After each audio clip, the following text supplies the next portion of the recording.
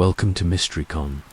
For over 70 years, governments and private interests concealed evidence of an alien presence. They said it was to prevent panic.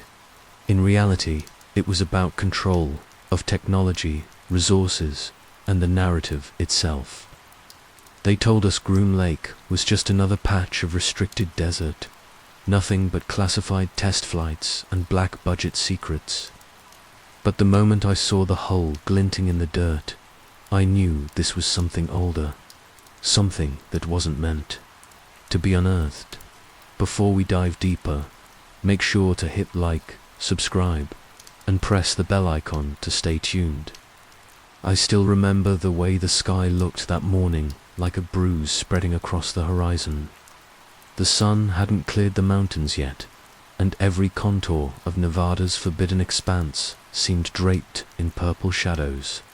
My oxygen mask pressed tight against my cheekbones as I banked the F-86 north, instruments flickering with the same low-frequency interference that had dogged me since dawn. Command said it was nothing, just static from the new radar array. But in the pit of my stomach, I felt it, that hum in the bones, the sensation you can't reason away. At 0500, I picked up the first anomaly, a signal subspace they called it later, though none of us knew the term then pulsed across my receiver. It wasn't the usual encrypted traffic. It was too precise, a series of evenly spaced bursts, like a beacon calling to something I couldn't see. I toggled my comms and tried to report it. The line crackled with distortion, then went dead. For a moment, I thought I'd imagined it. Then the canopy flashed blue. I pulled hard left, fighting the G's, just in time to catch the shape streaking overhead, sleek and wrong against the sky. No wings, no tail, just a wedge of polished alloy reflecting dawn. It vanished as quickly as it appeared, banking south toward Groom Lake. My training told me to log the sighting and return to base, but some deeper instinct, call it curiosity, call it something more primal, told me I couldn't let it go. I keyed in an intercept vector and throttled up. The altimeter ticked higher as I chased that impossible glint. I'd flown recon over this patch of desert 100 times, but I'd never seen it look so barren, like the land itself was waiting for something. As I approached Groom Lake, the interference returned, stronger. Every gauge dipped into red. The canopy glass seemed to vibrate. My vision blurred. Then the signal cut off as abruptly as it began. I leveled out over the flats and saw a column of dust rising in the distance. I knew before I radioed it in, something had gone down. The crash site sprawled across a shallow arroyo. Smoke curled in thin grey ribbons from twisted wreckage. I circled low, fighting the impulse to stare. The hull was cracked along the midline, fissures spiderwebbing across the surface. Strange glyphs marked the plate symbols I'd never seen. A faint blue luminescence pulsed around the exposed seams. I brought the Sabre in for a hasty landing. On the dry lake bed, ignoring every protocol drilled into me since flight school. My boots hit the dirt, and I started toward the wreckage. Before I reached the first shard of alien alloy, a convoy of unmarked jeeps crested the ridge.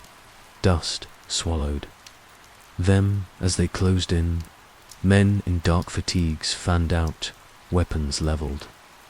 Their insignia was stripped clean, but I knew the type. Recovery teams, the kind that appeared whenever something too dangerous to catalogue surfaced. A tall officer with a clipped accent, British, maybe raised his hand. Lieutenant Harrison, he called, voiced a calm for the scene unfolding behind him.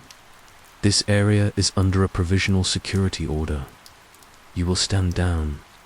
I stopped a dozen feet from the nearest fragment, heart hammering.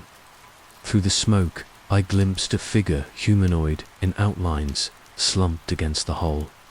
Limbs too long, proportions all wrong. Another body lay face down a few meters away, silver skin slick with a sheen of fluid that steamed in the heat. My eye, breath caught. No part of me could pretend it was human. A hand clamped my shoulder, steering me away. I opened my mouth to protest, but the man's expression silenced me. I knew even then this wasn't an order I could argue. They walked me back to the convoy. As the jeeps pulled away, I caught a final glimpse of the crash, a recovery crane lowering, its claw over the main fuselage, a technician in a sealed suit bending over the nearest body. Everything I'd seen was being erased in real time. They drove me south, to an installation I'd never been briefed on, low concrete bunkers half buried. In sand, the only identifier, a black sigil stenciled above the main entrance. A serpent wrapped around a key. I would learn the emblem later. MJ-12. Inside, the temperature dropped 10 degrees. The debriefing room smelled of antiseptic and metal. A man in civilian clothes, he never offered a name-read questions off a clipboard. His tone was flat, mechanical, as if reciting a checklist. Rather than interrogating a witness, "What did you see upon arrival?" he asked. I described the wreckage, the symbols, the bodies. I left nothing out, certain that honesty would protect me. His pen moved across the page without pause. "Did you touch the object?" "No." "Did you communicate with any survivors?" "No." "Did you attempt to retrieve any material?" "No."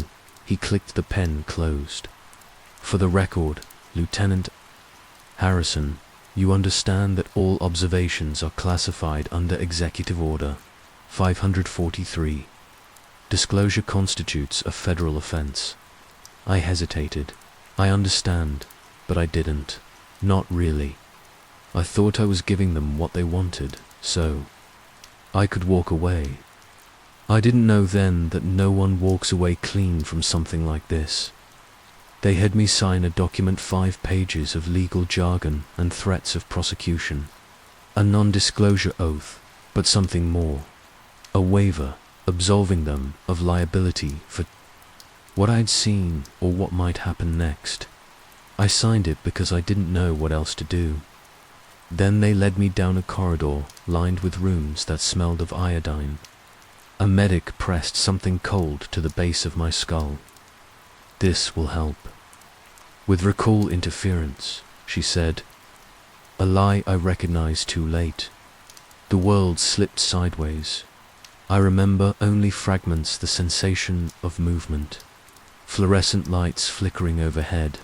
A voice repeating my name in a tone that made my skin crawl. When I awoke in my quarters back at Nellis, the morning sun was blinding through the blinds. My flight log was gone from my desk. My uniform had been replaced, cleaned of the desert's red dust. For a moment, I thought it had been a dream. But when I touched the back of my neck, a faint tenderness pulsed there, like a bruise, like proof. That evening, an officer I didn't know delivered my reassignment orders. No explanation. No acknowledgement. Just a file folder stamped USA Pune Acknowledged Special Access. Program and the words Project Liminal in bold letters across the top. Later, I'd learned that Project Liminal was more than a retrieval operation. It was a seed, the first roots, of a cover-up that would twist itself around every institution I'd sworn to serve. A coalition of military brass, defense contractors, and banking emissaries had formed what they called the Shadow Pact. They weren't just concealing alien wreckage. They were building an entire architecture of secrecy contracts, shell companies, coded channels of funding. Even then, even before I understood the scope, I could feel the weight of it settling over my life. I wish I could say that was the end of it, that I found a way to walk away before it consumed me. But the truth is simpler. I did what I was told. I signed what they put in front of me. I kept my doubts to myself, and in doing so, I became the first witness to a lie that would shape the next 70 years. I never knew Samuel Ortega in person, though years later I would trace every fragment of his story, searching for someone who might understand the choices I made. He was a radar technician at Kirtland Air Force Base, a man who believed in procedure, in the sanctity of recorded data. He was the kind of quiet specialist the military relied on, dependable and invisible. In the spring of 1954, 8 months after the Groom Lake crash, Ortega started seeing things he couldn't explain. The records show he first noticed irregular returns while performing routine calibration on a long-range detection array. It was an old unit, scheduled for decommissioning, but Ortega was meticulous. He logged every anomaly, every fluctuation, no matter how small. The initial readings were subtle short bursts of signal reflecting at impossible angles, forming symmetrical patterns that didn't match any known object or atmospheric distortion. He flagged them for review, assuming a hardware fault or misaligned antenna, but when he cross-referenced the times, he saw a pattern. Every incident occurred within minutes of coded transmissions routed through the Groom Lake control tower, the same tower I had flown over the morning I saw the wreckage. Ortega didn't share his findings immediately. He spent weeks the logs, testing the equipment, trying to disprove what he was seeing. He was not a man prone to speculation, but the more he searched for an ordinary cause, the clearer it became that nothing about the returns was normal. Each echo traced a flight trajectory that bent known physics craft, moving from stratospheric altitude to near ground level in seconds, then vanishing. When Ortega finally raised the issue with his commanding officer, he expected curiosity, maybe even commendation. Instead, he found something closer to practiced indifference. The report was taken without comment, filed into a locked cabinet, and never mentioned again. A week later, Ortega was reassigned to a clerical post in an auxiliary storage facility on the edge of the base. The transfer made no sense. He was the most qualified radar operator in the division, with a spotless record and recommendations from every superior he'd ever served. But no explanation was offered. No protest was permitted. He packed up his tools, boxed his records, and tried to pretend it didn't matter. In truth, it mattered more than anything he'd ever discovered. I read his personal notes years later, retrieved from an encrypted backup hidden inside an innocuous maintenance manual.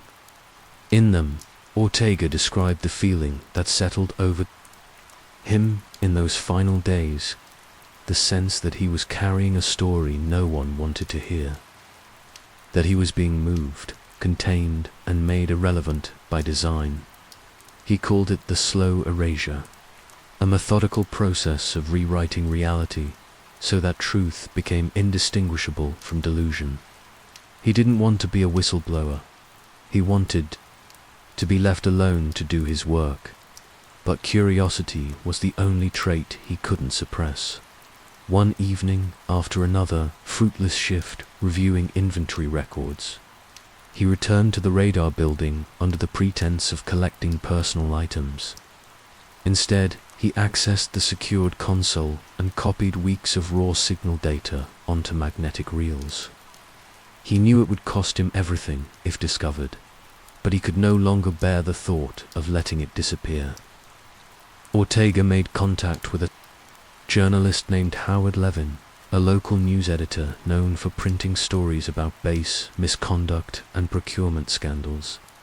Levin was used to disgruntled contractors, minor fraud, occasional whistleblowers. He wasn't prepared for what Ortega showed him. The two men met in a diner off Route 66, a place frequented by late-shift workers and transient truckers. Ortega arrived in civilian clothes, the tapes wrapped in butcher paper. He spent hours explaining the patterns, the impossible velocities, the trajectories that ended in featureless desert. Levin listened without interrupting, occasionally glancing around the restaurant, as though half expecting someone to interrupt them. According to his latest statement, he believed Ortega completely. The technician wasn't a fantasist or a fame-seeker. He was a man who looked as though he hadn't slept in a month, whose hands shook as he passed over the evidence. They arranged a plan. Levin would take the tapes to an independent lab in Albuquerque for verification. If the readings were authentic, he would publish a story the following Sunday, naming Ortega only as an anonymous source. But nothing about that week unfolded as planned. On Thursday, two men in black suits appeared at the Albuquerque lab. They presented no identification but carried a letter bearing the seal of the Department of Defense. The lab supervisor, afraid of losing his government contracts, turned over the reels without protest. The next day, Levin received a visit of his own. He described it later as a conversation delivered with quiet menace. They told him he could run whatever story he liked, but there were consequences for spreading classified disinformation. They suggested he reconsider the value of his paper's federal printing subsidies. They asked whether his family enjoyed living in Albuquerque. Levin had never been a brave man. That night, he called Ortega, voice trembling as he explained the tapes were gone and that the story would be retracted. Ortega didn't speak for a long time. When he finally did, he asked only one question. "Do you believe me?" Levin said. Yes, it was the last time they ever spoke. The following morning, Levin held a press conference outside his office. His statement was brief. He retracted all claims related to the Kirtland signals, described them as unverified rumor, and apologized for any confusion. His eyes were flat as he read the prepared text, and those who knew him said he never published another story about military affairs. When I think about Ortega's final days, I imagine a man whose faith in institutions collapsed all at once. He returned to work, sitting in the same storage facility, filing the same meaningless records. But something fundamental had shifted. He stopped signing out his lunch breaks.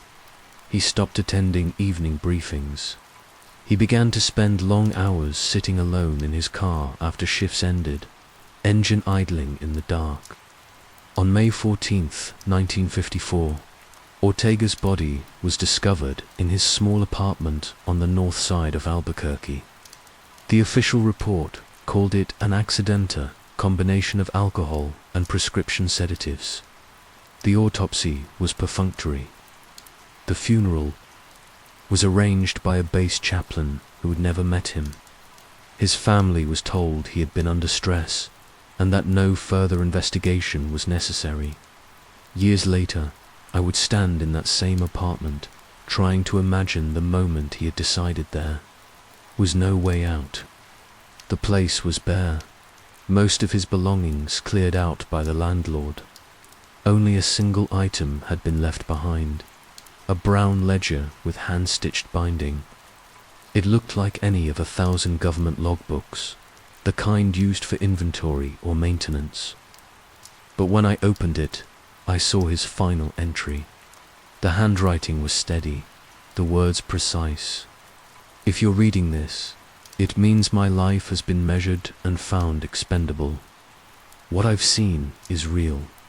What they took from me is proof, if any. Part of this survives. Let it stand as my testimony. Those pages contained fragments of the radar data, the original sequence of returns he'd copied. They were written in pencil, each line carefully annotated with timestamps and frequency readings.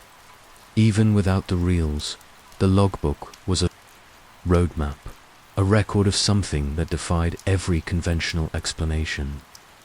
In the decades that followed, this ledger became the first true thread of the cover-up, a single, stubborn piece of evidence no disinformation campaign could fully erase. Its existence proved Ortega hadn't imagined the signals, that he hadn't died merely a broken man, but a casualty of a larger design. In the years to come, whenever I doubted my own memories, I would open those pages and feel the certainty. He'd carved into every line. There was no glory in what he tried to do, no recognition, only the quiet conviction that some truths were worth the price. And though I never met him, Ortega's story became the measure I used to judge every choice I made after Groom Lake. Because if he could risk everything to share what he knew, I had no excuse to remain silent. In the end, his life was reduced to a cautionary tale among the few of us who knew. They called him the first whistleblower, the man who tried to open the door before the rest of us understood it was even there. I carry his memory as a warning and as a promise that no matter how carefully they erase the past, fragments survive, and those fragments will always find their way back to the light. After Ortega's death, the silence around Groom Lake hardened into something more deliberate. It was no longer enough to bury records or intimidate witnesses. The men behind Project Liminal understood that information alone could not guarantee control. Resources were required: money, influence, and a network of alliances robust enough to keep the truth buried for decades. The formation of the Iron Circle began quietly in boardrooms and private estates. Its architects were not generals or intelligence officers. They were financiers, men and women who understood that power, in its purest form, was economic leverage applied at exactly the right pressure points. The first meeting took place in Geneva in the summer of 1959, in a villa overlooking the lake. According to records I later pieced together, the gathering was small. Helena Rothschild, heiress to one of Europe's oldest banking houses; Carl DuPont, an oil magnate whose drilling concessions spanned 3 continents; and 3 senior executives from American defense contractors with billion-dollar contracts no civilian ever saw. They convened over a dinner that lasted 6 hours. No minutes were taken, no agreements were signed. But by dawn, a pact had been formed that would reshape the future of human technology. They called themselves the Iron Circle because they believed secrecy was an alloy strongest when forged in mutual dependence. Each member brought something essential to the table. Rothschild controlled the flow of capital through discreet offshore trusts. DuPont commanded the energy markets that determined the cost of progress. The contractors possessed the engineering talent to turn recovered alloys and propulsion systems into reproducible prototypes. It was a perfect symmetry of motive and capability. In their eyes, Project Liminal offered more than a safeguard against foreign adversaries. It was a chance to corner the next century's wealth. All it required was containment. During those early years, Groom Lake expanded from a single airstrip and hangar into a vast, restricted zone. New buildings appeared in the satellite photo structures, with no official designations. Beneath them, secret labs were carved into bedrock.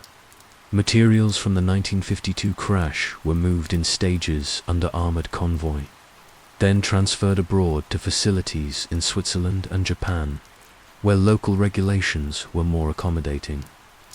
The Iron Circle understood that dispersing the artifacts reduced the risk of a single catastrophic leak. A few pieces remained in Nevada, small samples of the burned hull, partial engine components, a thin lattice of what scientists believed to be superconducting filament. The rest were parceled into crates marked as industrial machinery, routed through shell companies, and distributed to sites no oversight committee ever visited. Over time, the Circle's ambitions grew bolder. The first experiments with alien alloys revealed properties the contractors hadn't imagined. Under precise thermal conditions, the material shifted phase, becoming superconductive without the need for cryogenic cooling. It meant power transmission could occur with no resistance, no loss, and no limits. In closed-door presentations, defense, contractors demonstrated prototypes, small coils capable of sustaining stable, magnetic fields far stronger than anything conventional copper windings could produce. The implications were staggering. A reactor the size of a suitcase, an engine that could operate in a vacuum indefinitely. But these breakthroughs also posed an existential threat to existing industries. If superconductivity became a commercial reality, fossil fuels would vanish as a strategic commodity. The men who controlled oil and gas understood that nothing endangered their wealth more than cheap, limitless energy. So an agreement was struck. No new technologies would reach the public sector without unanimous approval. The first non-compete pacts were drafted in Basel, written in legal language so dense it required a month to finalize. The contractors swore not to disclose their research to any outside agency. The energy companies pledged to finance continued experimentation, provided that all results remained proprietary. The banks agreed to manage the funding through a series of front organizations that blurred the paper trail. They called it equilibrium progress, carefully rationed to preserve the status quo, while politicians debated foreign policy and the public remained enthralled by the race to the moon. The Iron Circle focused on the quieter contest, the ownership of alien technology. Every few months, Rothschild convened briefings in a subterranean vault beneath Zurich. Attendance was mandatory. Each participant delivered reports on their sector test results, financial projections, and risk assessments. Security was absolute. No notes left the room. No recordings were permitted. The few who declined invitations found their contracts suspended or their companies absorbed by rivals. Compliance was not optional. In 1961, DuPont brokered a separate arrangement with Senor. Pentagon officials.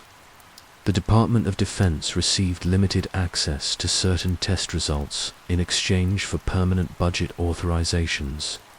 These funds were routed into special appropriations, vague line items under advanced propulsion research. Every administration approved them, regardless of party or ideology.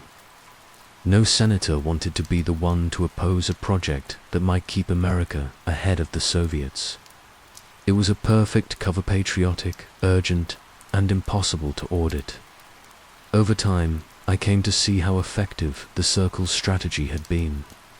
By fragmenting the knowledge, no single actor ever held enough to expose the whole system.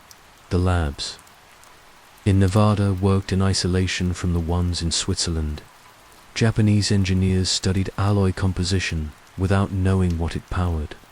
Military liaison officers received only summaries, never raw data. Even the bankers understood only what was necessary to keep the funding discreet. This compartmentalization wasn't just a security measure, it was an insurance policy. If any part of the operation collapsed, the rest remained intact. During the early 1960s, the Iron Circle began a second initiative, one less technological than psychological. They funded think tanks and research institutes to shape public perception. If someone stumbled onto evidence of exotic technology, there had to be a narrative ready to discredit them. UFO hysteria became a convenient tool.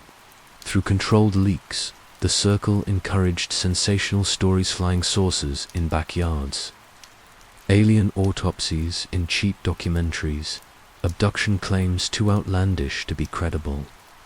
Each falsehood diluted the impact of real testimony. The more outrageous the narrative, the easier it became to dismiss any serious investigation as delusion. This tactic worked with ruthless efficiency. Ortega's tapes were already forgotten. His ledger remained locked in a storage room, classified and ignored. Anyone who mentioned Groom Lake was labeled a fan. The circle understood that in a culture saturated with noise, the truth could hide in plain sight. By the mid-60s, the economic benefits of secrecy became undeniable. Patents derived from alien materials were quietly integrated into mainstream. Technologies, semiconductors with unusual thermal tolerances, magnetic components that operated beyond known limits. But each innovation was carefully stripped of any link to its origin. It looked like ordinary progress, a natural consequence of research and competition. To the public, nothing seemed amiss.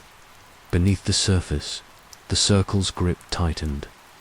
When a small startup in California developed a superconducting generator that came uncomfortably close to replicating the Groom Lake alloys, the circle intervened. First came the offers, lucrative buyouts, promises of government contracts. When the founders refused, the pressure escalated. Investors withdrew. Regulatory bodies initiated audits. Within a year, the company declared bankruptcy, its assets quietly acquired by a holding firm registered in Luxembourg.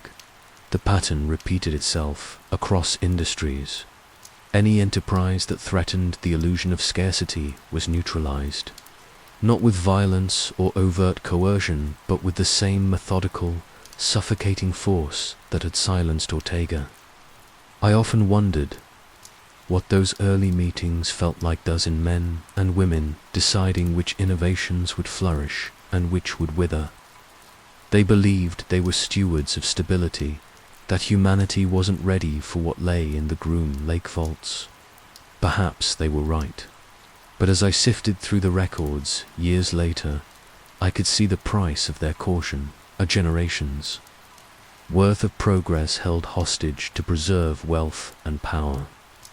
When I think back on those first years of the Iron Circle, what strikes me most is how ordinary their motivations were. Not conquest, not ideology, simply the preservation of advantage. They weren't villains in their own minds. They were custodians of a secret too volatile to share. And in that certainty, they built the machinery of control that would endure long after the first engineers and financiers were gone. In the shadows of Groom Lake, Project Liminal became more than a retrieval operation. It was an enterprise lattice of money, fear, and influence that ensured the vault remained closed.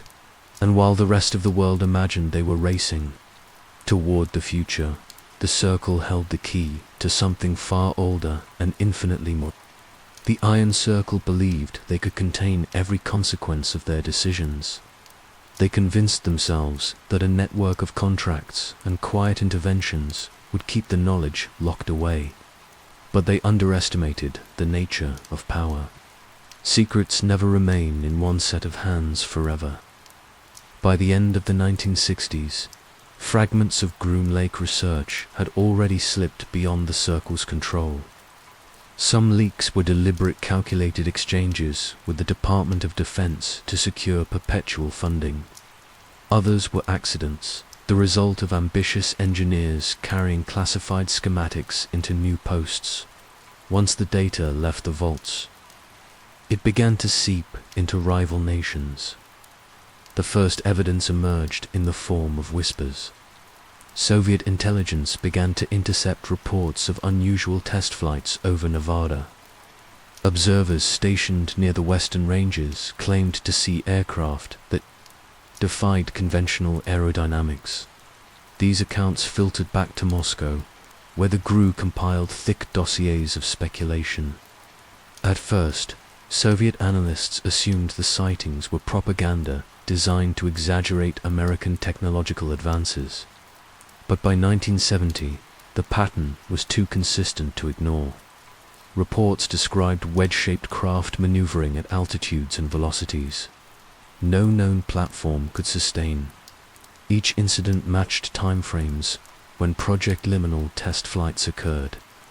To the Kremlin, it was proof the United States had achieved a leap ahead, something beyond mere stealth coatings or jet propulsion.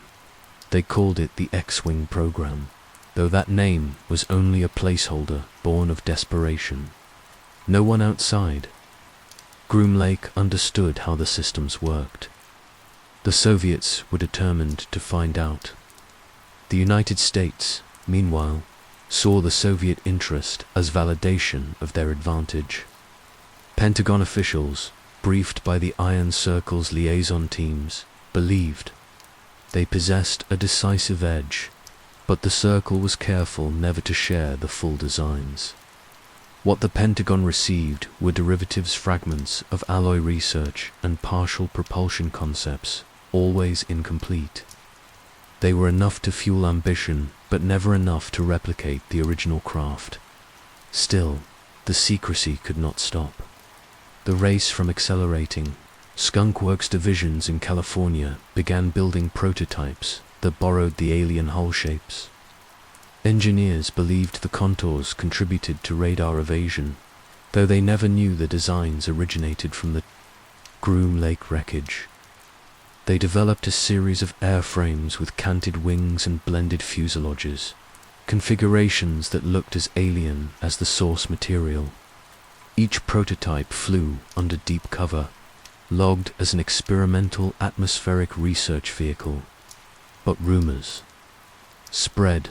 Soviet satellites caught glimpses of test flights at twilight. Grainy images found their way into foreign intelligence reports.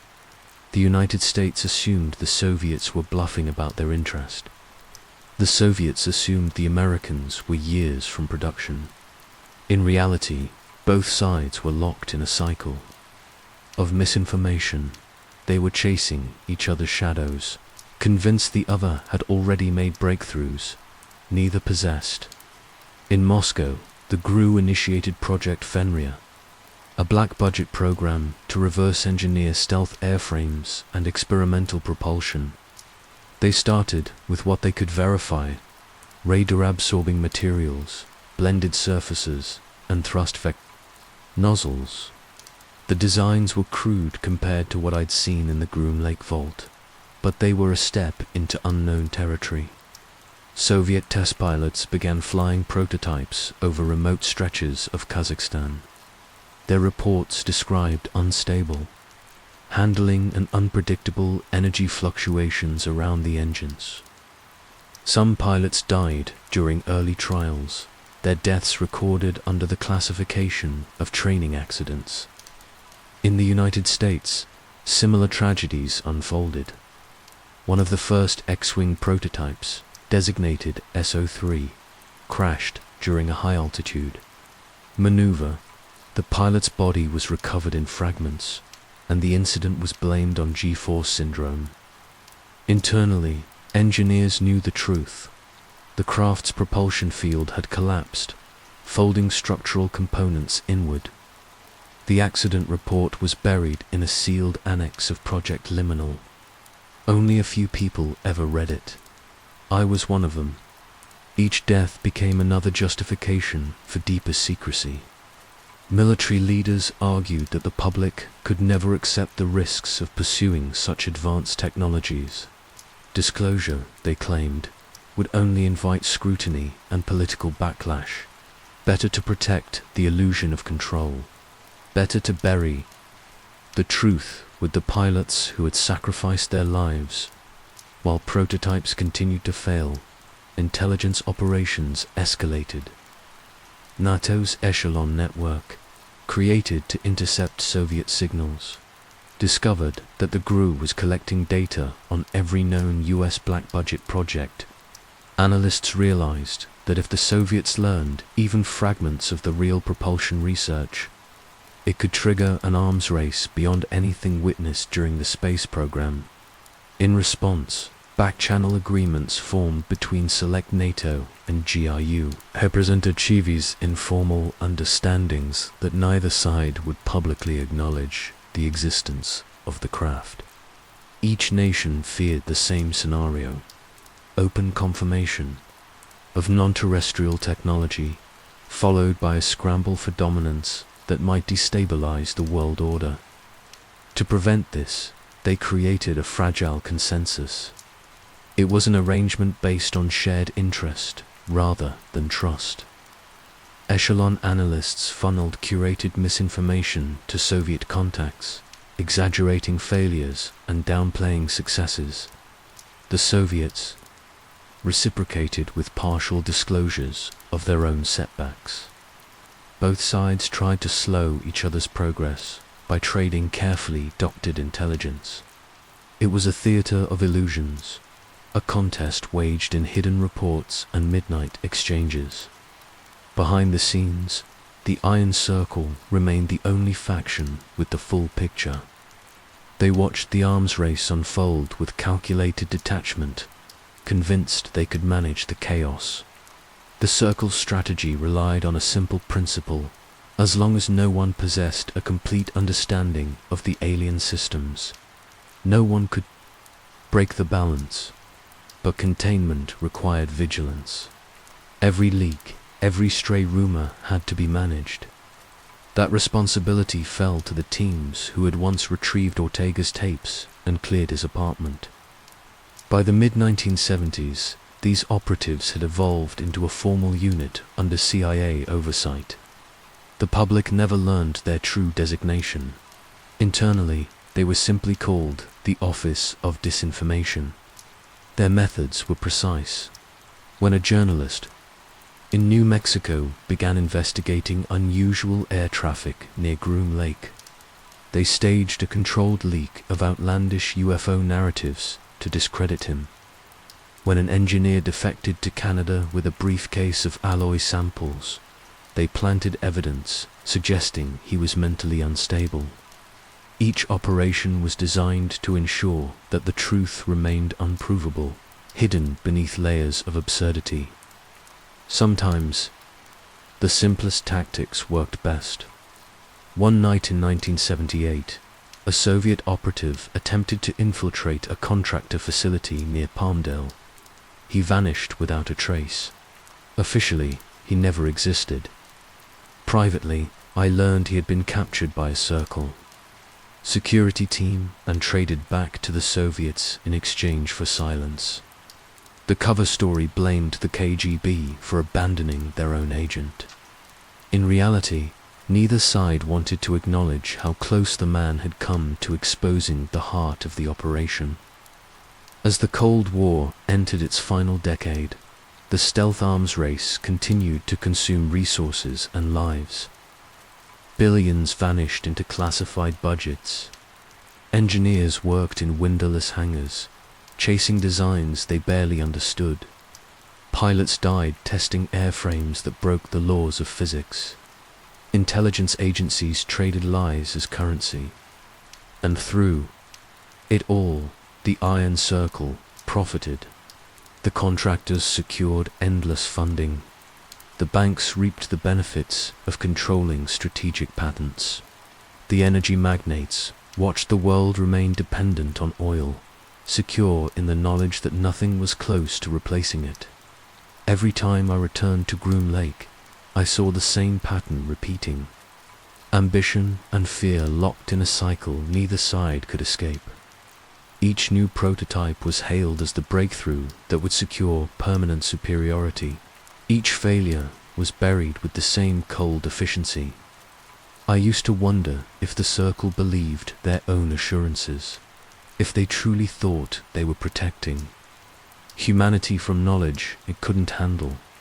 Over time, I came to understand that their motives were simpler.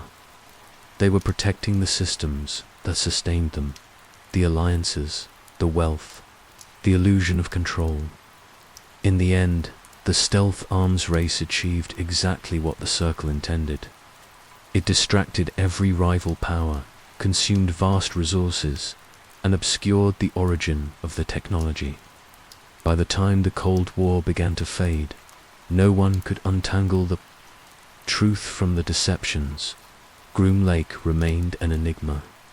The prototypes became legends whispered among pilots and engineers, and the original wreckage lay buried in its vault, the silent catalyst of an era defined by secrecy.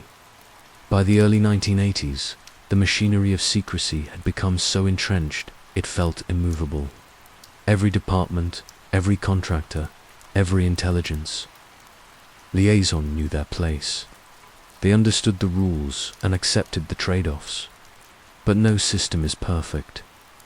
No matter how many safeguards the Iron Circle constructed, human conscience remained the unpredictable element they could never fully erase. In the winter of 1982, Colonel Adrian Wong learned firsthand how a single fracture could ripple through the entire design. Wong was a career officer, a man whose dedication had been rewarded with a post inside the successor to MJ-12. His clearance allowed him access to compartmentalized records that most generals never glimpsed. He was methodical and discreet. On paper, he was the ideal custodian of Groom Lake's legacy. But beneath the uniform, Wang was also a husband. His wife, Claire, was an environmental scientist with a quiet passion for studying rare isotopes. She had never asked about Adrian's work. She respected the boundary that divided their lives. That boundary held for 20 years until her curiosity intersected by accident with the hidden consequences of the Iron Circle's research. It began as an academic project. Claire had received a grant to analyze soil samples from Nevada test sites. She spent weeks cataloging radiation anomalies that did not match any known weapons trials. The isotopes she found had a signature that was neither natural nor consistent with conventional fallout. They were something new, fragments of material that defied classification. When she presented her findings to a small conference in Santa Fe, the audience was polite but dismissive. Only one person took her aside after her lecture. He introduced himself as a contractor with interests in emerging energy technologies. He asked careful questions about her data, probing gently for specifics. Claire returned home that evening, with the unease of someone who had said too much without understanding why. She told Adrian about the encounter. He listened without interruption, nodding in the practiced way of a man trained never to betray emotion. But when she left the room, he sat for a long time, staring at nothing, and realized the signature she described matched an internal report he had read years earlier. It was the same isotopic profile recorded at the Groom Lake reactor tests. The experiments that had ended in several unexplained containment breaches. For the first time in his career, he felt an obligation stronger than his oath. He tried to warn her gently, suggesting she withdraw the paper and leave the samples untested. She was puzzled by his urgency, but agreed to postpone her next submission. In truth, he knew it was already too late. A week later, she was driving home from the university when her car drifted across the median and struck an oncoming truck. The police report listed driver fatigue as the cause. There were no witnesses. No further inquiry was made. Adrian was given a standard bereavement leave. He spent it alone in their house, going over every conversation, every moment when he might have prevented the outcome. He could not escape the certainty that her death was not an accident. The realization hollowed him in a way nothing in uniform had prepared him for. When he returned to his post, he was no longer the compliant custodian his superiors trusted. He He performed his duties with outward diligence, but began copying select documents to encrypted disks, technical summaries, procurement contracts, and internal memos that referenced containment incidents. Each night he took a small risk, telling himself it was for Claire, that her life would not be buried with the rest of the Circle's collateral damage. During the same months, in a different corridor of the labyrinth, another defection began to take shape. Ingrid Petrov was an aerospace engineer contracted through a British defense conglomerate. Her specialty was materials science, the study of composites and hybrid alloys. Her talent had earned her an assignment inside the Joint Anglo-American Research Annex in Nevada. She was one of a handful of civilians permitted to handle the recovered fragments of alien hull. Unlike Wang, Petrov was not motivated by grief. She was driven by curiosity that bordered on obsession. She believed that buried in the Groom Lake vaults were principles that could redefine propulsion and energy. She kept her convictions private, understanding that any hint of personal ambition could end her career. But secrets have a gravity of their own. In late 1983, she was granted temporary access to an MI6 archive in London. The archive housed decades of records from the earliest years of Project Liminal. She expected nothing more than engineering blueprints and funding ledgers. What she found instead were tissue sample specimens preserved in cryogenic suspension. Since the 1952 crash, each vial was labeled with a codename Project Chimera. The accompanying notes detailed efforts to isolate genetic markers that did not match any known terrestrial organism. Embedded within the annotations were references to cross-species compatibility studies. Petrov read the pages twice, unable to process the implication. They had not only salvaged technology, they had experimented with life itself. She left the archive that evening in a fog of disbelief. Every instinct told her to walk away, to pretend she had never seen the files. But she couldn't unlearn what she now knew. That awareness became the point of convergence between her path and Wang's. They met by chance during a quarterly audit review in Nevada. At first, their interactions were perfunctory, limited to polite exchanges during project updates. But over time, a pattern emerged to people circling the same unspoken admission that the cover-up had consumed more than data and artifacts. It had consumed lives. In late 1984, Wang approached Petrov after a closed-door briefing. He handed her a sealed envelope containing copies of reactor test logs and isotopic readings identical to the samples his wife had studied. His voice was low, almost inaudible. "I don't know what you plan to do with this," he said, "but you deserve to understand the full picture." Petrov accepted the envelope without replying. They did not speak again for several weeks. When they finally met in private, it was in a storage hangar sealed against any electronic surveillance.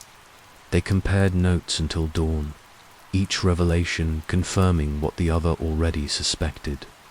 Somewhere in that long, hushed conversation, an unspoken alliance formed a commitment to finding a way to expose what they had seen. But trust in such a place was always provisional. As they expanded their circle of confidants, they discovered that not everyone who claimed outrage was genuine. One evening, Petrov received a tip from an MI6 contact, warning her that a member of their informal network was reporting to the Iron Circle. The name was never spoken aloud, but the knowledge settled over their efforts like a pall. From that moment, every meeting, every exchange of evidence carried an edge of suspicion. They knew a mole was watching. They also knew any misstep could mean the same fate that had claimed Claire. Still, they persisted. By early 1985, they had assembled a cache of Record's genetic studies. Propulsion test results, minutes from closed. Meetings where contractors and military officials negotiated the terms of the cover-up. It was not yet enough to force disclosure, but it was more than any previous dissenter had collected. The risk grew in equal measure. Wong's commanding officer began assigning him to remote inspections with no notice, keeping him in the field. For weeks at a time, Petrov returned from a trip to London to find her apartment had been searched, though nothing appeared missing. The message was clear. They were being watched. I often think about that period as the last time any of us believed we might change the system from within, before the weight of the apparatus became impossible to ignore, before every conversation carried the quiet awareness that we were already marked. Wong and Petrov pressed on because they understood something the Iron Circle never did. Secrets are never static. They are alive, shifting with every person who dares to look too closely. And once they begin to move, they become impossible to contain forever. As the months passed, the circle of dissent grew. Some joined out of principle, others out of desperation, a few out of simple curiosity. Each brought their own fragments of the truth, weaving them into a tapestry too complex for any single hand to unravel. But in the shadows, the mole waited, cataloguing every name and document, ready to end their fragile alliance the moment the circle gave the order. By the early 2020s, the Iron Circle had evolved beyond anything its founders could have envisioned.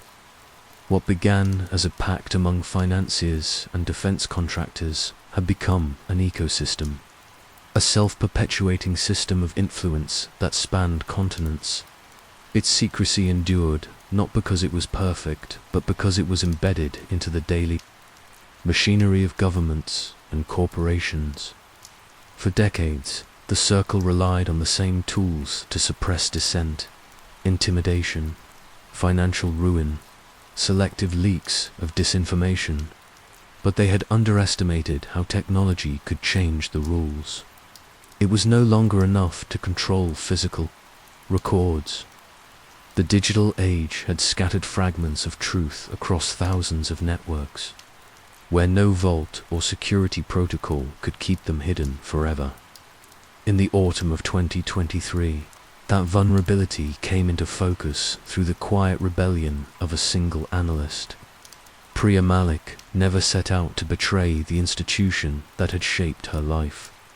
She joined the National Security Agency straight out of graduate school, driven by a conviction that intelligence work was a noble form of service. She excelled at pattern recognition, her mind attuned to the subtleties of metadata and encrypted chatter. She rose quickly, earning the trust of her superiors and access to databases few employees were even aware existed. For years, she worked in a climate-controlled operations floor, her days divided into endless cycles of threat assessments and decryption drills.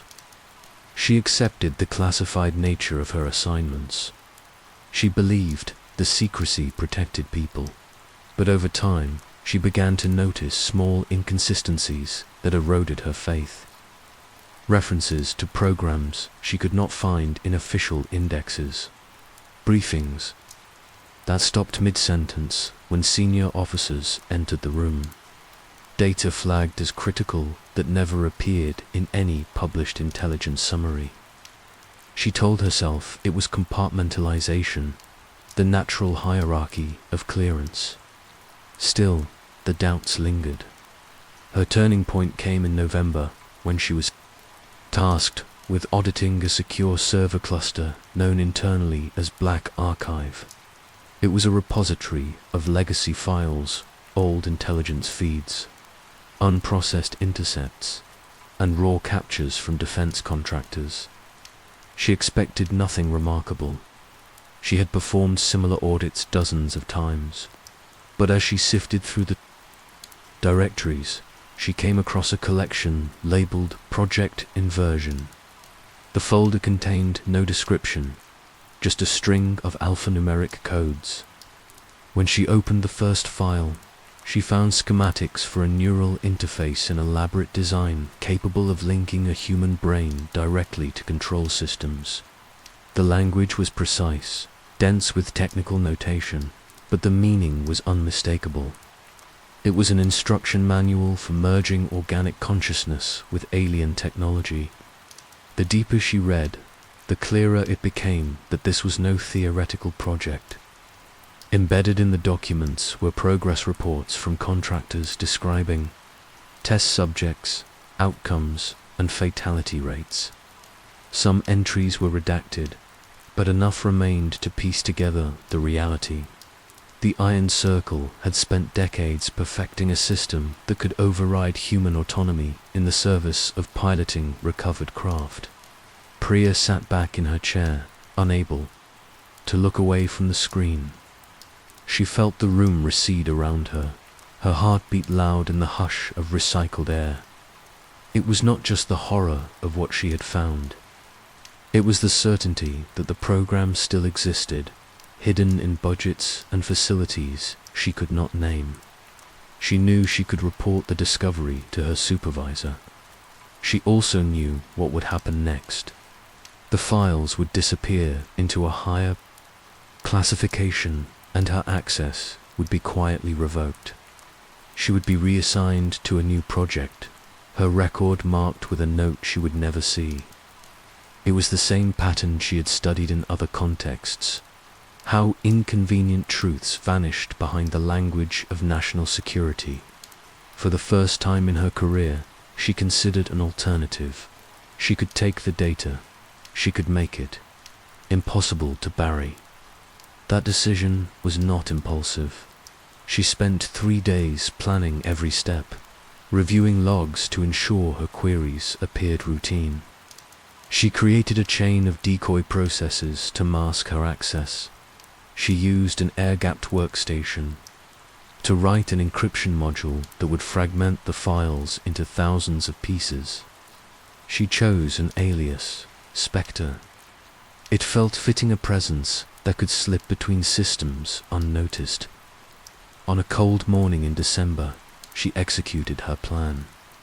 Over 6 hours, she copied terabytes of data onto a secure drive, layering it with encryption, so dense that even her colleagues would need months to unpack it. She walked out of the building at dusk, her badge clipped to her coat, the drive concealed in the lining of her bag. She did not look back. That evening, she vanished from her apartment in suburban Maryland. Surveillance cameras caught her walking into a metro station. They never recorded her emerging on the other side. In the hours that followed, administrators at the NSA began to realize what had happened. Security teams combed the black archive, discovering the breach only when they attempted to reconcile audit logs. By then, the files had already been scattered across dozens of hidden servers, each waiting for a key that only Spectre possessed. As word of the theft reached the Iron Circle's inner boardrooms, a familiar calculation began.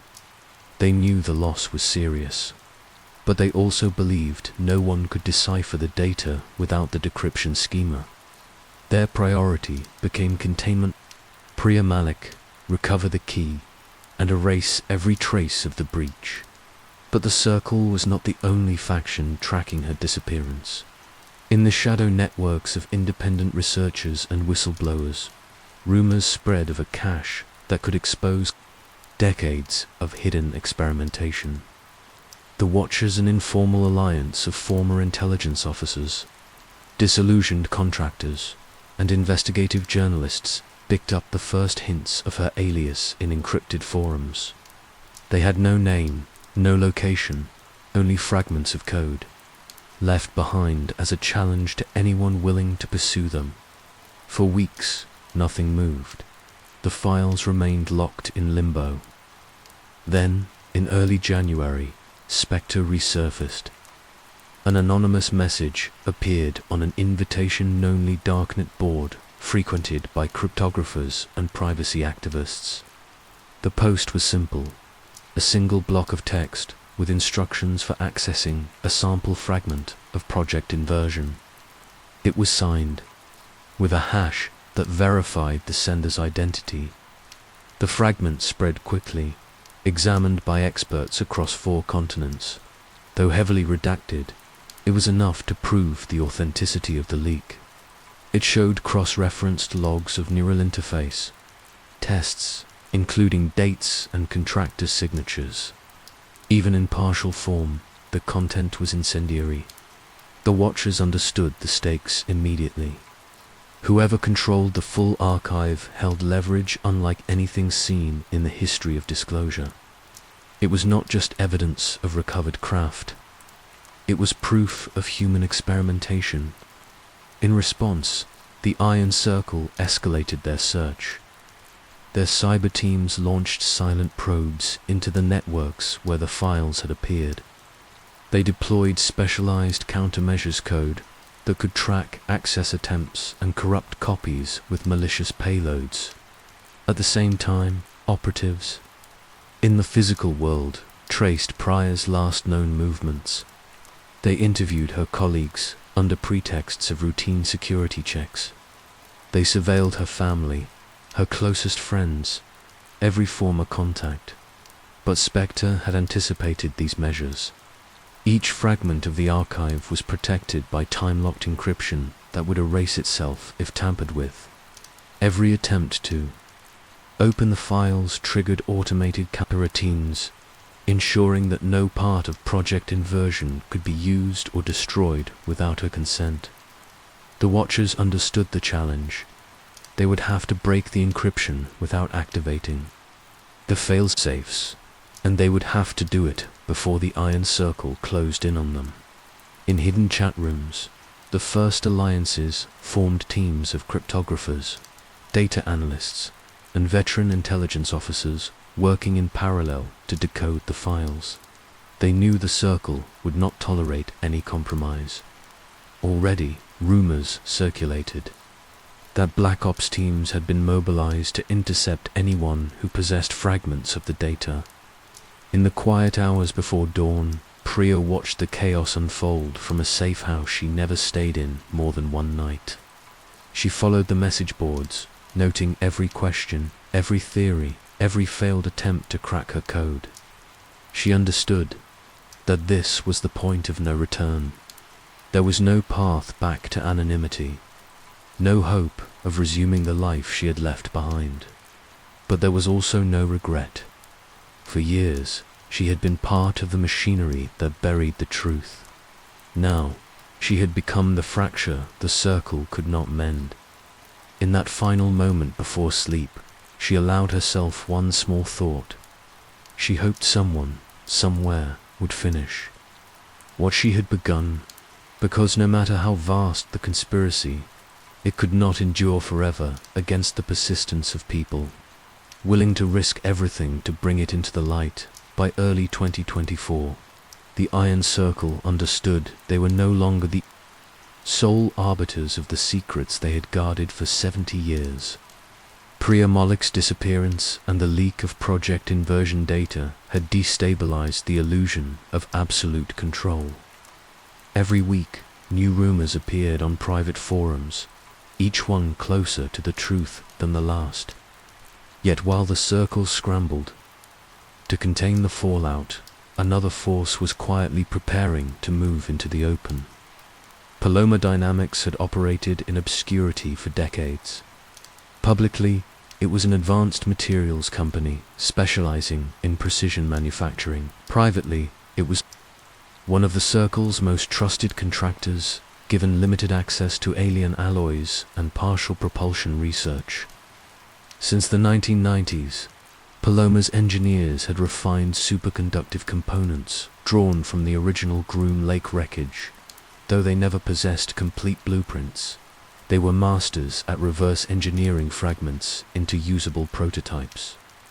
But unlike the Circle's other partners, Paloma's leadership had ambitions that stretched beyond secrecy.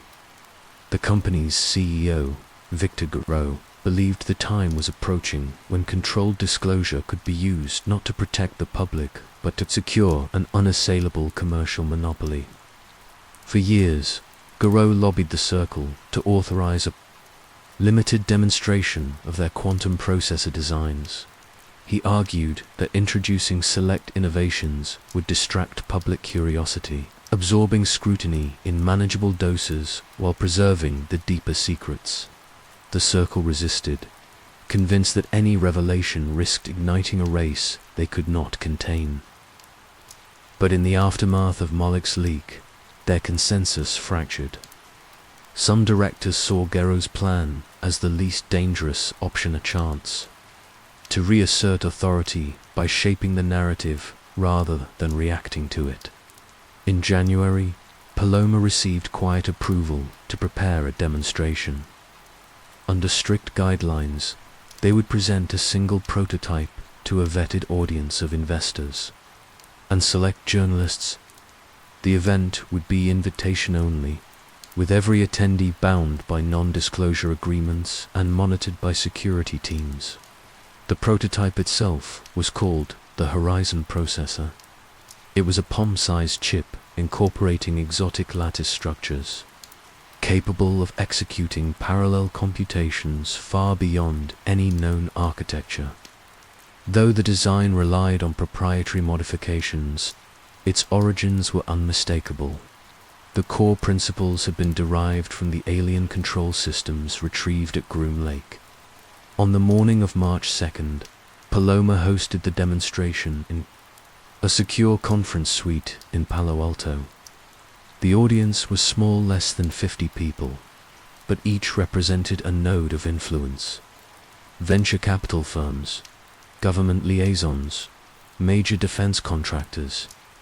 Garreau delivered a precise, understated presentation. He described the chip's potential applications in logistics, finance, and communication, emphasizing its civilian benefits while carefully avoiding any mention of its lineage. The demonstration was flawless, a simple query processed in under a microsecond, a predictive model rendered in real time. The audience watched in silence, each attendee already calculating the implications. When the briefing concluded, Garreau paused to answer questions. He offered rehearsed responses, deflecting inquiries about the material composition and fabrication process, but no answer could disguise the reality that this was not an incremental advance. It was a categorical shift, technology so advanced it would redefine entire industries. As the attendees filed out, security teams verified each badge, each recording device, each departing vehicle. They believed the event had been contained. They were wrong.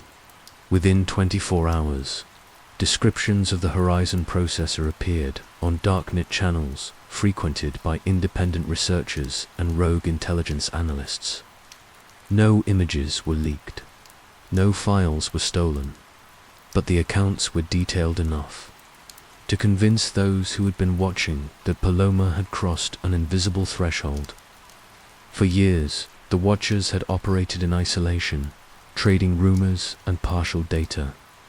Now, they saw a chance to expose something tangibly, evidence that could not be dismissed as conspiracy.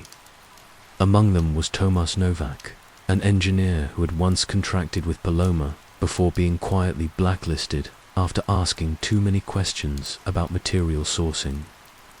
Novak had spent the last decade collecting fragments of data, procurement records and patent filings.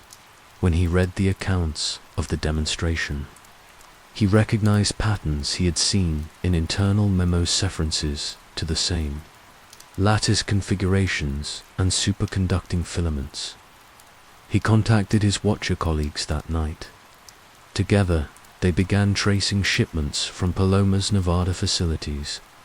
It did not take long to uncover a thread that led to something unexpected. In early April, a freight manifest surfaced showing a series of sealed containers moved from Paloma's main lab to a secondary site in the Nevada desert. The location matched the coordinates of a decommissioned mining operation.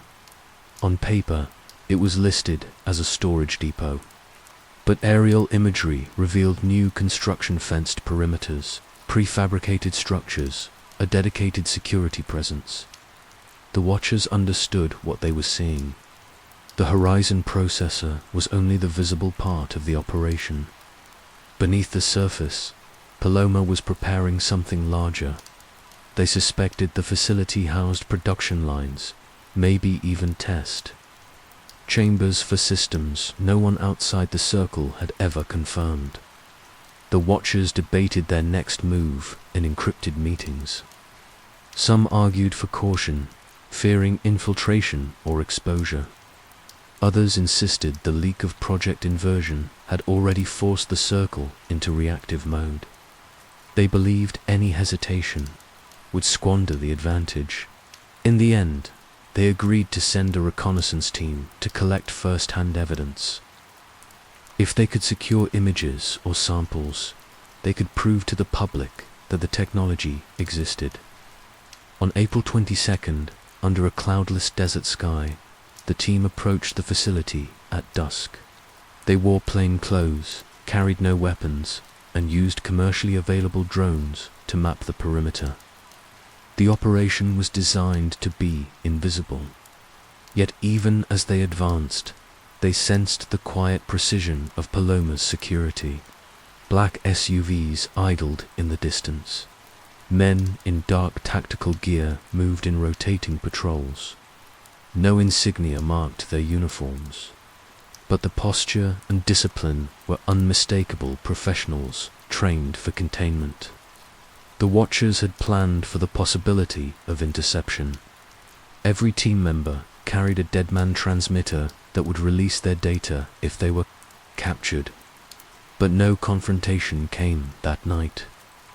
They completed their survey and withdrew without incident, convinced they had evaded detection. The images they retrieved told a story more disturbing than any of them expected.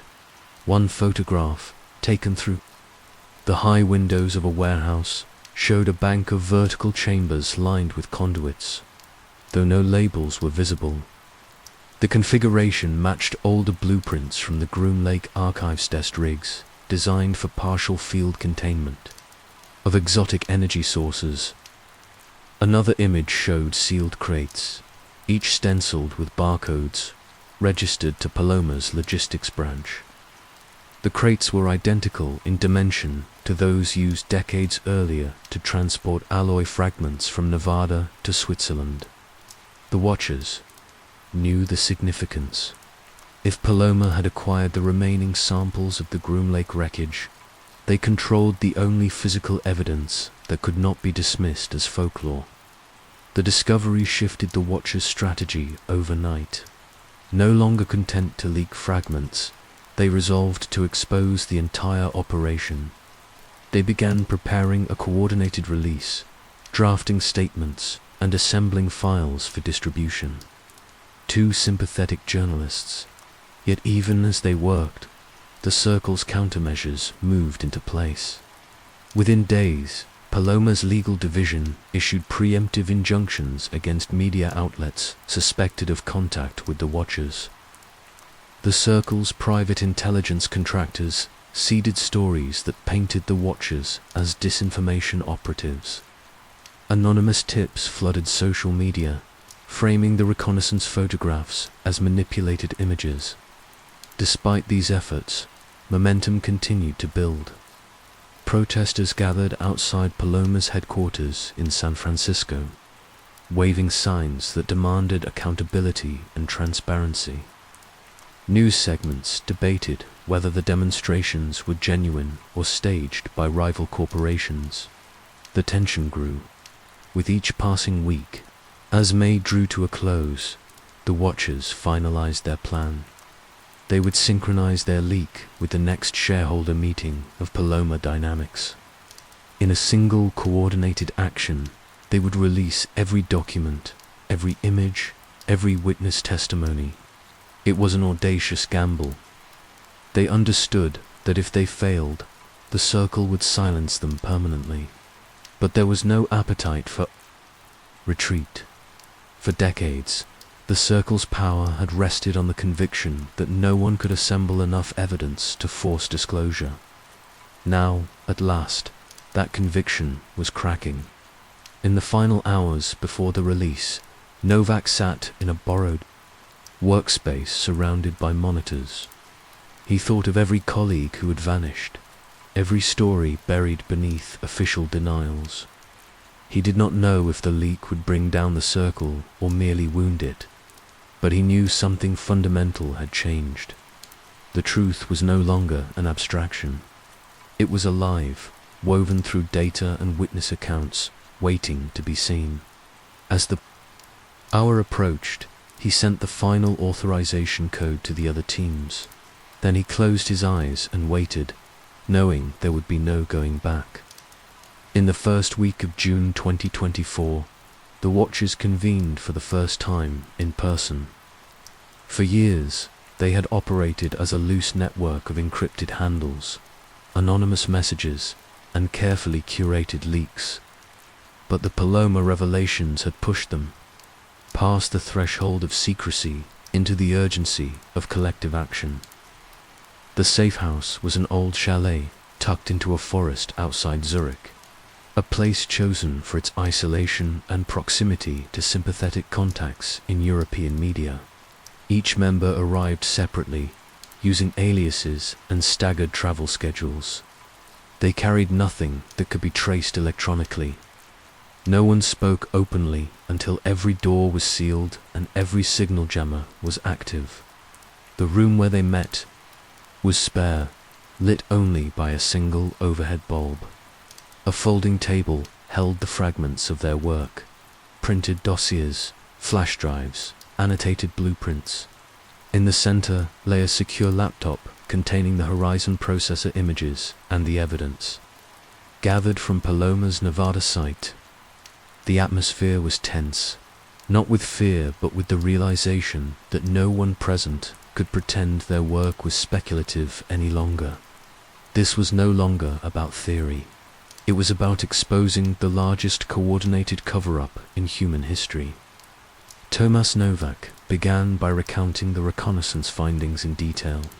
He described the crates, the vertical chambers, the security patrols that never strayed from their pattern. He concluded with a simple statement. The circle had transitioned from containment to production. They were no longer safeguarding alien materials, they were preparing to weaponize them. Across the table, Alina Vargas listened in silence. A field medic by training, she had joined the Watchers after uncovering medical logs describing genetic experiments she could never publicly discuss. She was the one who had verified the isotopic anomalies in the Groom Lake reactor studies. Now she reviewed the Paloma records, her expression set in grim concentration. Ingrid Petrov sat beside her, her posture rigid as she paged through the same documents. It was Petrov who spoke first, her voice low and measured. She said the energy readings from Paloma's equipment matched the earliest Groom Lake reactor tests. If they had perfected stable containment, nothing could prevent them from scaling production. The implications were obvious. Power sources, advanced propulsion drives, neural interfaces capable of overriding human autonomy. Once deployed, these technologies would shift the balance of power beyond recognition. Novak did not need to persuade anyone further. The question was no longer whether to act, but how. The Watchers spent the next 12 hours laying out every asset, contact, and contingency plan. Each had arrived with pieces of a larger puzzle. Vargas carried medical records and isotope logs, dating back to the 1960s. Petrov brought scans of Project Chimera files detailing hybrid genetic research. A third member, Michael Hahn, contributed procurement records showing shipments of rare elements sourced through shell companies linked to the Iron Circle. At dawn, they began assembling the Master Archiver, single encrypted container that would hold everything. Over 5 terabytes of raw data, engineering blueprints, financial ledgers, classified memos, and the unredacted Horizon processor analysis. Each file was verified by at least 2 members to ensure authenticity. As the hours passed, the group's initial formality gave way to a shared sense of purpose. For the first time, they felt like a unit rather than isolated witnesses. They understood the risks. Every government agency with a stake in the circle would mobilize to stop them. But none of them flinched. They knew that once the archive was complete, it would be impossible to hide again. The next debate was over timing. Hahn argued for immediate release. He believed the world deserved the truth, unfiltered and without delay. Petrov disagreed. She had seen firsthand how information could be drowned in noise if it was dumped without context. She proposed a phased approach, first providing credible journalists with verifiable samples, then releasing the full trove once independent validation was secured.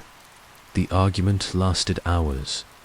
Novak mediated, reminding them that their strength lay in the credibility of their evidence. They could not afford a single misstep. The Circle's entire strategy depended on sowing doubt.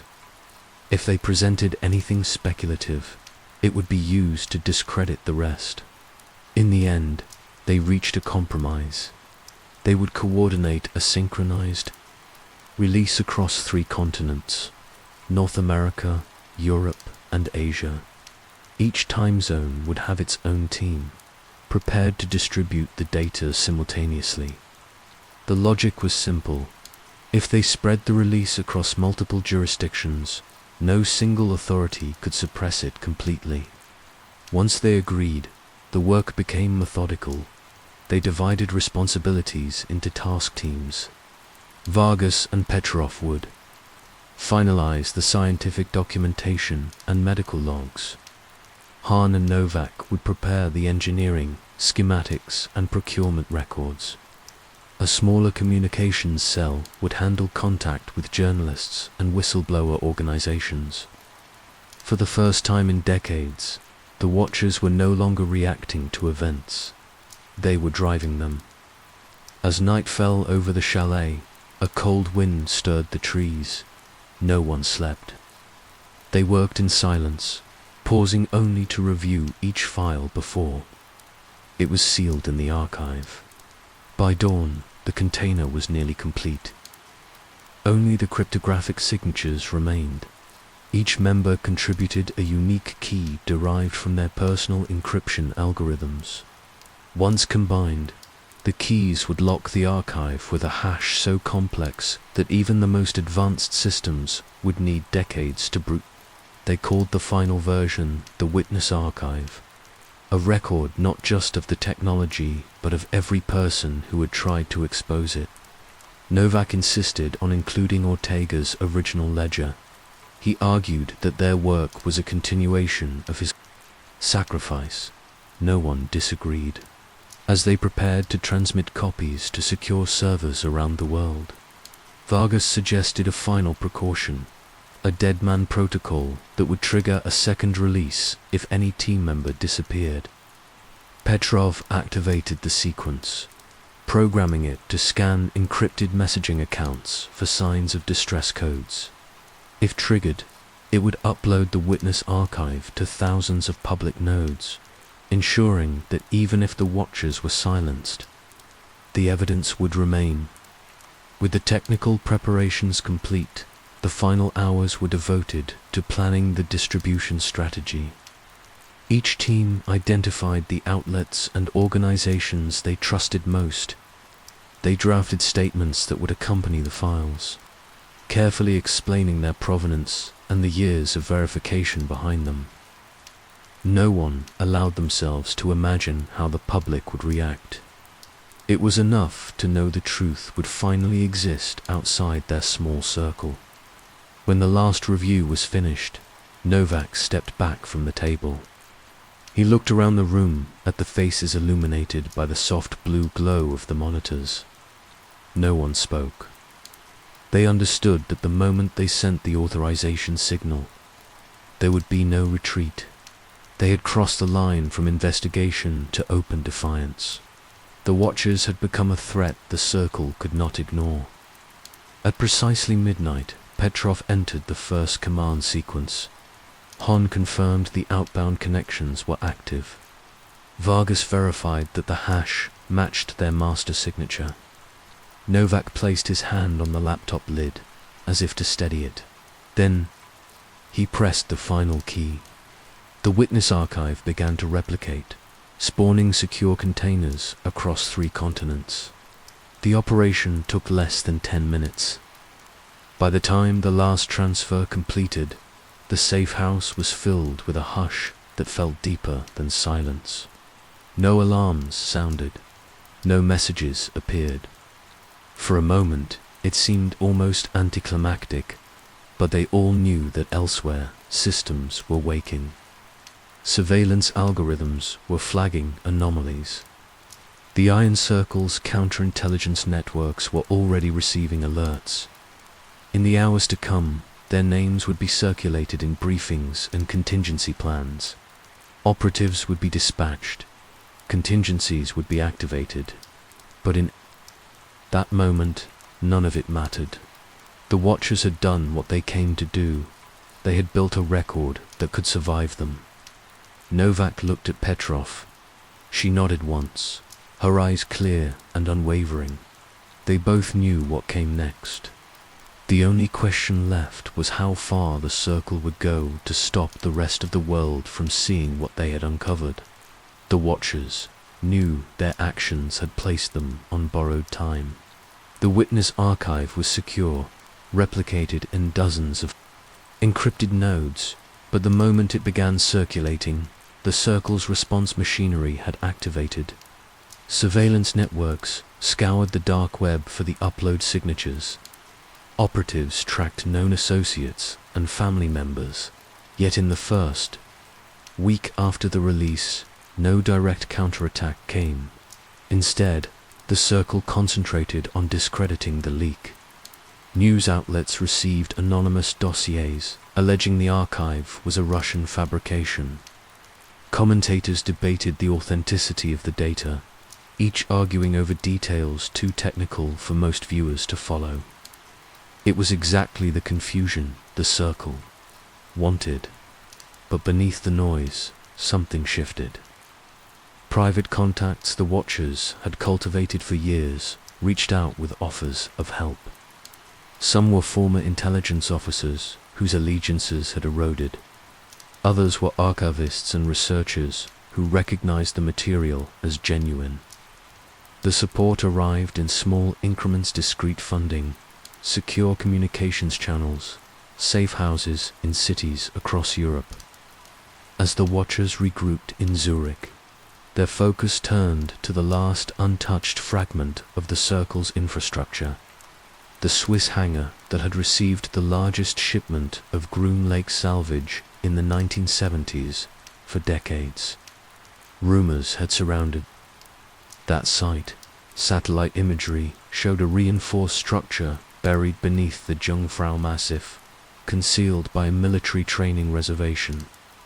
Officially, the installation was a logistics depot, but several files in the witness archive hinted it held something far more valuable: an intact section of the alien cockpit recovered in 1952. If they could obtain evidence from that facility, it would be the final proof no counter-narrative could dismiss. Petrov was the first to advocate a direct operation.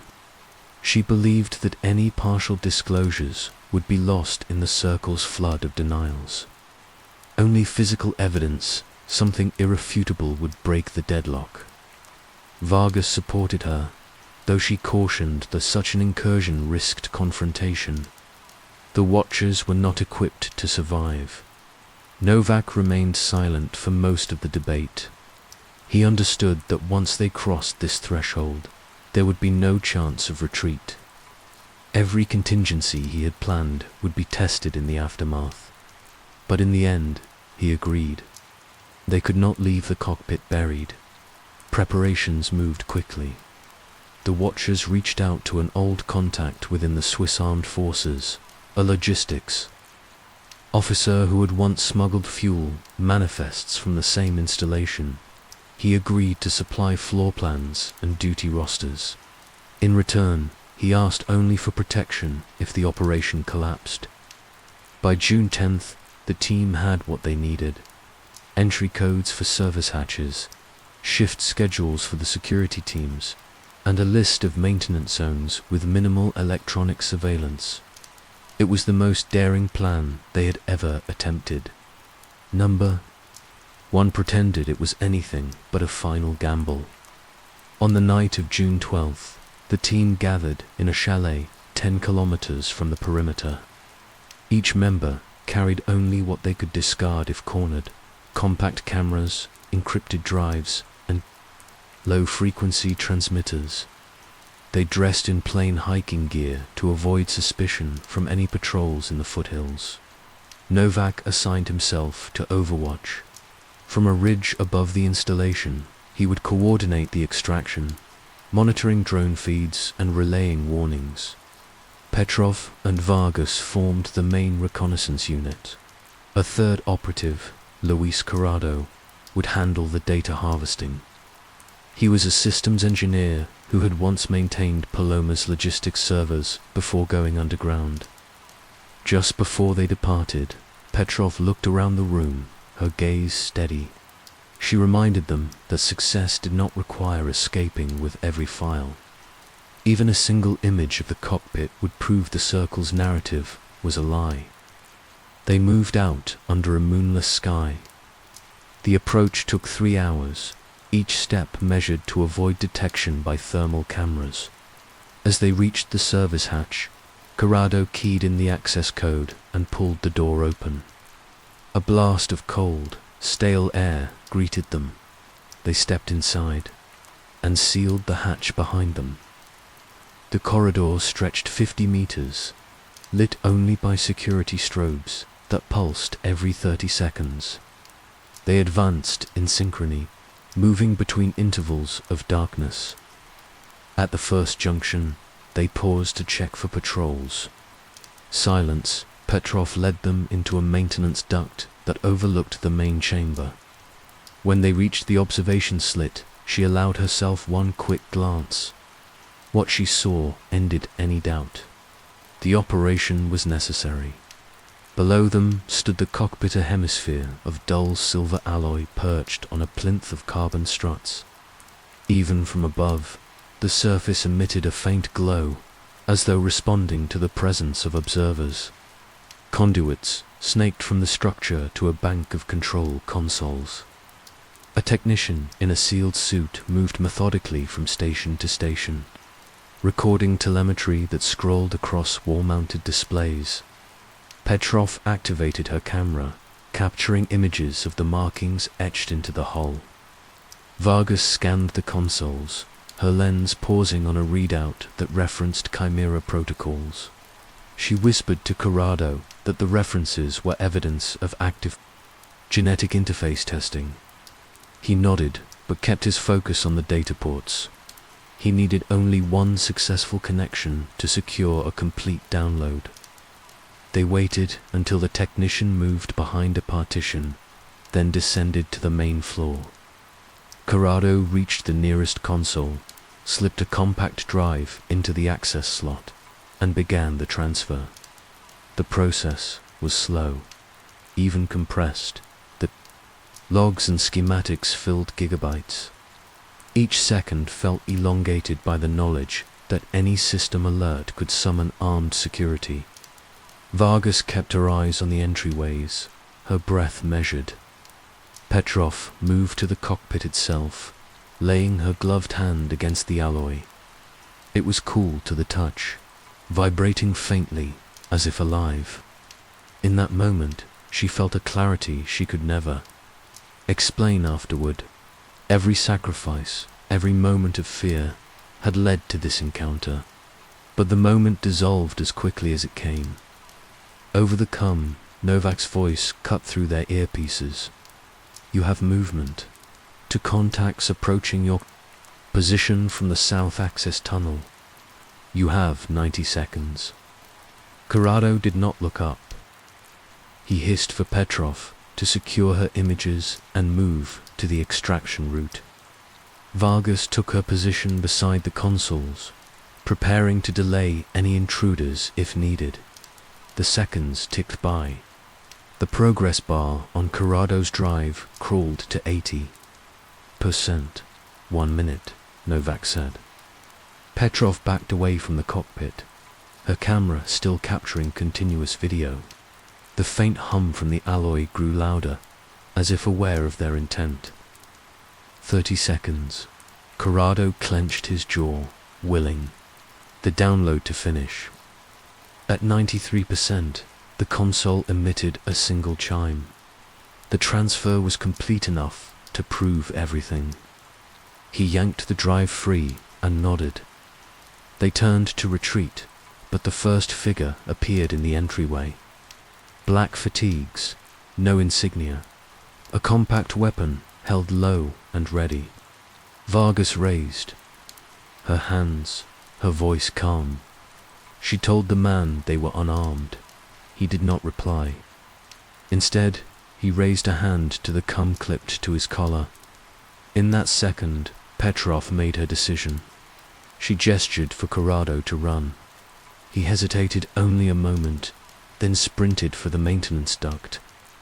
Vargas stepped forward, positioning herself between the operative and Petrov. The man advanced, issuing a command neither woman understood. As he raised his weapon, Vargas lunged, knocking the muzzle aside. The shot cracked the air, a single round tearing into the plinth beneath the cockpit. Sparks cascaded from the impact. Petrov bolted for the side passage, her breath ragged.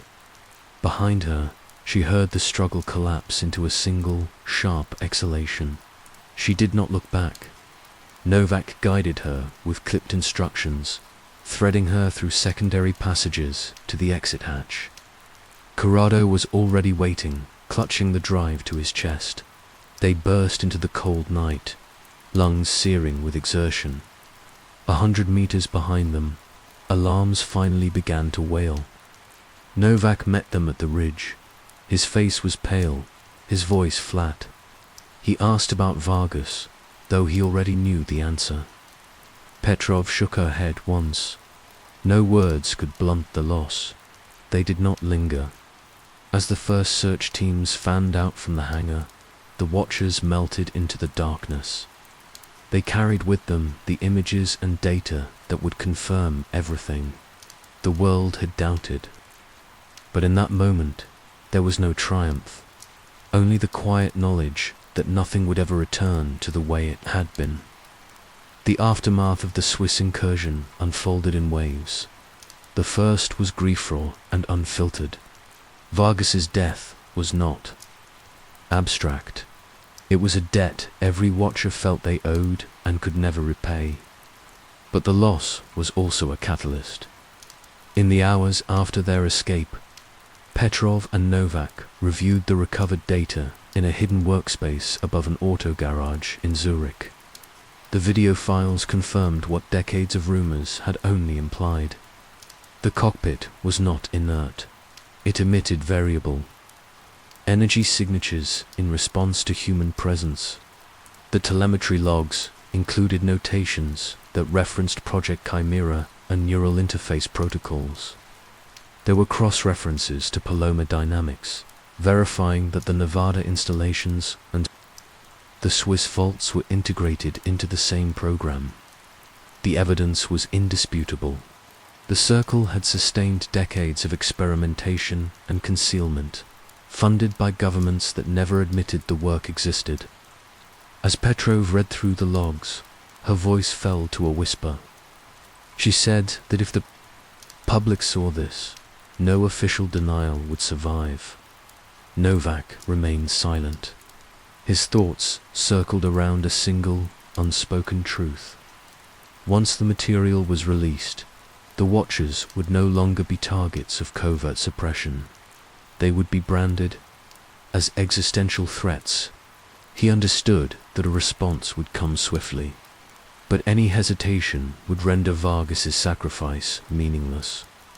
In the weeks that followed, the Watchers coordinated with their allies in Europe and North America. They prepared a final strategy to force public acknowledgement of the Groom Lake legacy. The timing had to be perfect. Too soon, and the circles. Disinformation channels would drown them. Too late, and their network of safe houses would collapse under the strain of constant pursuit. On July 4th, they learned an unexpected opportunity had materialized. The newly established Aldermain Anomaly Resolution, OFSE ARO, was set to deliver a public hearing in Washington. DC. The session was designed as a spectacle. A managed disclosure of minor UAP incidents with no connection to the real programs. Yet the timing was perfect. The Watchers decided to force the confrontation. At the heart of the plan was Sofia Alvarez. Once an AARO analyst, she had defected 2 years earlier after discovering that her internal briefings omitted any references to Project Liminal or Chimera. She knew the procedures and security protocols. She also knew the Circle relied on predictable patterns of denial and plausible deniability. If anyone could breach the theater of official testimony, it was her. She agreed to return to DC, knowing the risk. On July 20th, the Capitol hearing room filled with journalists, policy advisors, and carefully selected witnesses. Alvarez sat behind General Marcus Hale, the director of AARO, dressed in a plain suit and holding a secure phone encoded with the Swiss data. As the cameras rolled, Hale recited a prepared statement. He spoke of transparency, of public trust, of the need for a measured approach to unexplained aerial phenomena. He cited statistics and reports, each carefully scrubbed of anything that would hint at Groom Lake. The performance was deliberate, a slow deflection intended to reinforce the illusion of control. Alvarez waited for the cue she had arranged, reference to legacy programs with incomplete documentation. When she heard the words, she shifted in her chair and activated the transfer sequence on her device. Across the committee's monitors, the prepared slides flickered. For an instant, the room was bathed in static. Then the images from the Swiss hangar appeared higher resolution frames of the cockpit, the annotated energy readings, the chimera. Logs, gasps, spread through the chamber. Hale froze, his composure breaking for a single heartbeat. He turned to Alvarez, his face a mask of shock and something colder. She did not look at him. She kept her eyes on the monitors as the final frames cycled through. In that moment, she knew the Watchers had forced the truth into the public domain. No statement could erase what everyone had seen, but the reprieve was brief. Capitol security moved instantly, converging on Alvarez from both aisles. She did not resist as they pulled her from her chair, as the cameras continued to broadcast. She allowed herself a single thought, that even if she disappeared, her actions would echo far beyond these walls. The hearing dissolved into chaos. Some committee members demanded an immediate adjournment. Others shouted questions at Hale, pressing for explanations. He lifted the microphone, his voice controlled but strained. He claimed the footage was a sophisticated fabrication, likely seeded by hostile intelligence services. He insisted no evidence existed to corroborate the claims, but the effect had already spread. News outlets cut their feeds into split screens, comparing the footage to earlier leaks from Paloma Dynamics. Analysts began highlighting matching metadata, showing continuity across different sources. No one could dismiss the material as a prank. It bore the signature of classified infrastructure too elaborate to counterfeit. While Washington reeled, the Watchers initiated Phase 2 of their plan. The witness archive was ceded to major investigative news organizations across 3 continents. Copies were also distributed to civil rights groups and independent scientific consortia. Within hours, every recipient confirmed receipt. By dawn, the files were in the hands of dozens of trusted intermediaries. Even if the Circle succeeded in suppressing the coverage in the United States, they could not contain it worldwide. As the news cycle churned, Novak and Petrov remained hidden in Switzerland. They monitored reactions in real time, watching as the Circle's counter-narratives flooded social media. Anonymous accounts posted claims that the footage was deepfake propaganda. Commentators insisted the images were part of a Russian information operation. Some outlets repeated the allegations uncritically. Others questioned why no official statement had addressed the original Groom Lake sightings. Amid the confusion, a quieter narrative emerged. Former intelligence officers, emboldened by the exposure, began confirming details they had never dared discuss. One by one, retired analysts admitted they had seen references to Project Liminal. A former contractor described engineering blueprints that matched the Horizon processor. The Circle's defensive perimeter was cracking under the cumulative weight of testimony and evidence. Yet the Watchers knew it would not be enough to secure lasting change. The Circle had survived worse shocks. Their power was built on inertia belief that no revelation could sustain public attention long enough to force systemic reform. To counter that, the Watchers decided to escalate once more. If the cockpit had been the first undeniable proof, the only step remaining was to show the engine. Among the files extracted from Switzerland were references to a second facility in southern Nevada. Unlike the Groom Lake hangars, this site was smaller, a concealed warehouse buried beneath a contractor campus. The logs described it as housing an active anti-gravity driven experimental propulsion system derived from the same wreckage that had yielded the Horizon processor.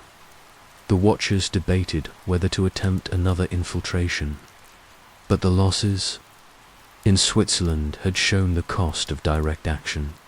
Instead, they devised a different approach. They would leak the facility's precise location and technical schematics to a consortium of investigative outlets, forcing the Circle to choose between admission and the risk of independent verification. Over a tense 72 hours, they prepared the final package. Petrov compiled the reactor specifications, cross-referenced procurement records, and attached historical logs showing continuity from the 1950s to the present. Novak drafted a detailed statement explaining the chain of custody for every file. They encoded the release with a one-time pad encryption system, set to unlock only if 3 trusted recipients verified simultaneous access. As the last preparations concluded, Petrov leaned back in her chair. She looked at Novak and asked if he ever imagined it would end this way. He shook his head. He said the Circle had built a machine designed to outlast generations, but they had never accounted for one. Simple fact: secrets are only stable when no one is willing to die to expose them. Alvarez had proven that conviction mattered more than any institutional firewall. And now, for the first time, the Circle was forced to respond to questions it could not deflect with silence.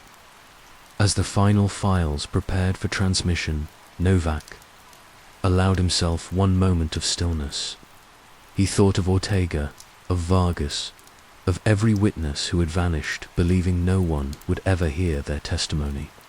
He hoped that wherever they were, they understood their sacrifices had not been in vain. When the clock struck midnight, Petrov pressed the last key. Across the world, servers lit up with the most sensitive disclosures ever assembled.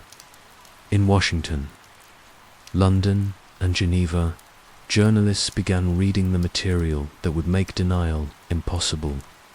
And in a quiet workspace overlooking the Swiss mountains, the watchers waited for the circle's next move, knowing they had already crossed every line that once defined their lives.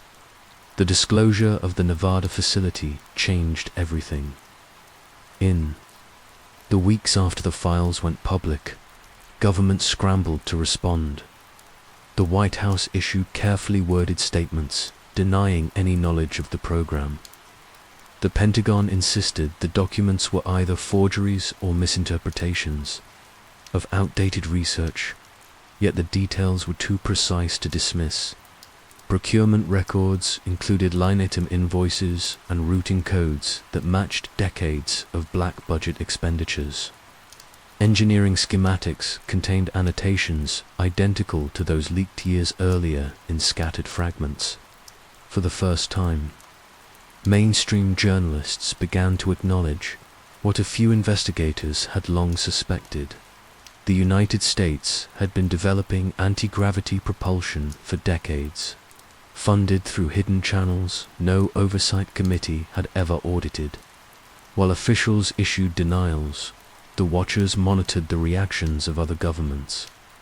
Intelligence services in Europe, Asia, and the Middle East moved quickly to assess the material. Some nations activated contingency teams to determine whether the technology could be duplicated or stolen. Others turned to private contractors, offering untraceable funding in exchange for any insights that could be applied to their own defense programs. Inside the Watchers network, the mood was tense but resolute. Novak and Petrov knew they had triggered a global race that could not be reversed. The disclosures had shifted the stakes from secrecy to open competition. It was no longer a question of whether the technology would be replicated. The only question was, who would do it first?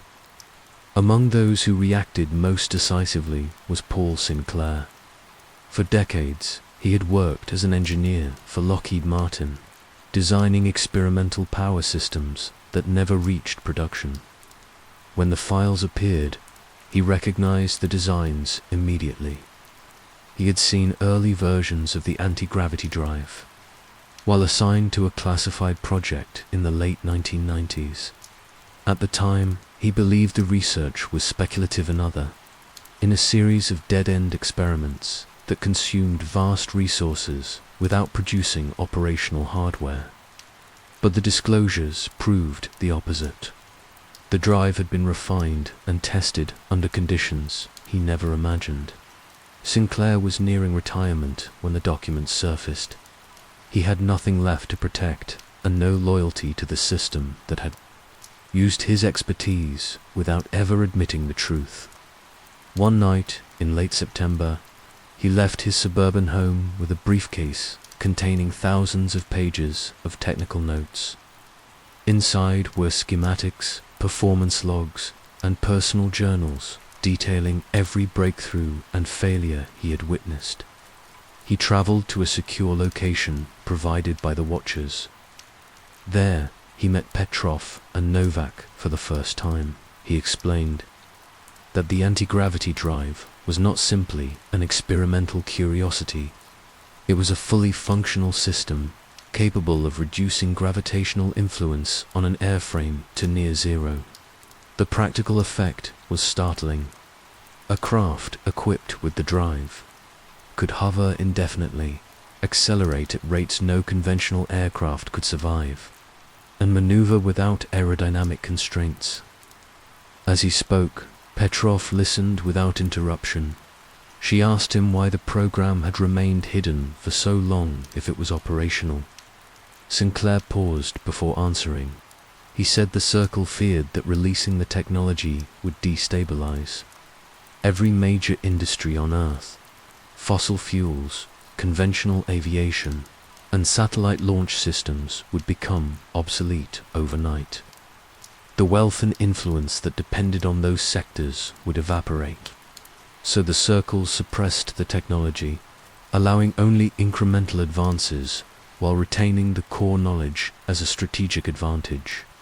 Novak absorbed every word, knowing they were hearing the final confirmation that the conspiracy they had spent their lives uncovering was real in every respect. When Sinclair finished, he handed over the briefcase. He said it was everything he had, and that he no longer cared what happened to him.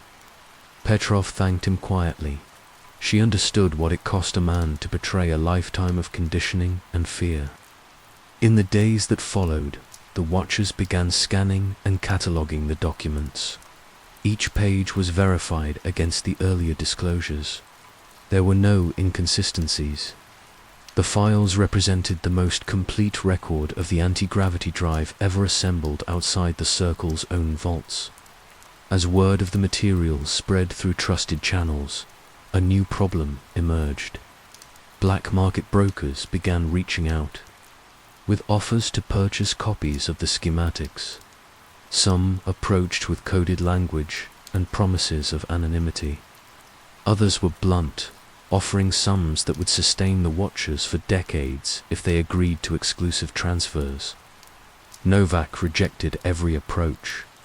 He knew that selling the material would only recreate the same pattern of secrecy and exploitation the Circle had perfected. Petrov agreed. She insisted the technology had to be made available to every nation and research institution at once, so no single power could control it. But their caution did not prevent the inevitable. Within weeks, fragments of the files began to appear, in unexpected places. A Japanese defense contractor published a patent application with diagrams nearly identical to the Nevada schematics. A startup in Eastern Europe announced a propulsion breakthrough based on novel field manipulation principles. It was clear the race had already begun. The watchers faced a new reality. They could no longer contain the technology. Their only option was to accelerate disclosure to such an extent that every claimant was forced into the open. On October 8th, they prepared a final archive for public release. It included the full set of Sinclair's notes, the Swiss cockpit images, and corroborating documentation from Project Chimera. The compilation was designed to be self-validating. Any attempt to tamper with the data would corrupt the entire package, rendering it unreadable. The release date was set for October 15th. As they prepared the distribution nodes, a series of messages arrived from sources inside the Circle. The warnings were explicit. If the watchers proceeded, the Circle would not attempt further denials. They would respond with decisive force. The threats did not change the plan. Novak told Petrov that they had crossed the point where fear could dictate their actions. If they backed down now, the Circle would hunt them anyway. The only chance of survival was to ensure that truth spread too widely to erase. On the evening of the release, they met in a secure workspace in Geneva. Each of them understood what was at stake. If they succeeded, the world would never return to the old order. If they failed, their work would be obliterated, and they would vanish with it. At exactly midnight, Petrov initiated the sequence. The archive replicated to thousands of nodes across the internet, torrenting into public and private networks. Within minutes, the files appeared on academic repositories, independent news sites, and encrypted peer-to-peer platforms. Journalists across the world began downloading and reviewing the material. Within hours, the first headlines appeared. The anti-gravity conspiracy exposed. Decades of black research confirmed. A global technology heist in plain sight. As dawn rose over Europe, the response crystallized. Some governments issued cautious statements acknowledging the documents. Others denounced the disclosures as a threat to national security. Defense contractors filed emergency injunctions to suppress coverage. None of it mattered. The data had escaped containment. For the first time in 70 years, the Circle no longer controlled the narrative. Yet even as the watchers watched their screens fill with confirmation that their work had succeeded, Novak felt no relief. He knew the Circle would not accept defeat quietly. Somewhere in the chaos, plans were already taking shape designed to silence the watchers and reclaim control of the narrative. But there was also something the Circle could never fully undo. The knowledge was out. A new era had begun. One in which no secret was too large to surface, no power so entrenched. It could not be challenged. Novak looked at Petrov across the table. In her eyes, he saw the same mixture of resolve and sorrow. They both knew the price of what they had done would come due, but neither regretted it. For the first time, the world had been given a chance to see the truth without filters or disclaimers. And whatever came next, that was worth everything. In the first days after the anti-gravity files went public, the world reeled under the weight of revelation. The disclosures triggered a chain reaction the watchers had predicted but never fully understood. Research institutes convened emergency panels to authenticate the documents. Defense ministries issued quiet directives to evaluate their own inventories for leaks. Civilian scientists, many working without security clearances, began studying the principles embedded in Sinclair's notes. The Circle's influence had always depended on their monopoly over verified information. That leverage evaporated overnight. In capitals across Europe and Asia, policymakers scrambled to understand how the Circle had kept such discoveries hidden for so long. While governments struggled to maintain order, the watchers turned to their last ally. Amina Farouk was known in the investigative community as the only journalist who never flinched at the threat of legal retribution. She had spent 15 years exposing financial crimes and state-sponsored surveillance. Each time her reporting drew condemnation, she responded with more evidence, more documents, more corroboration.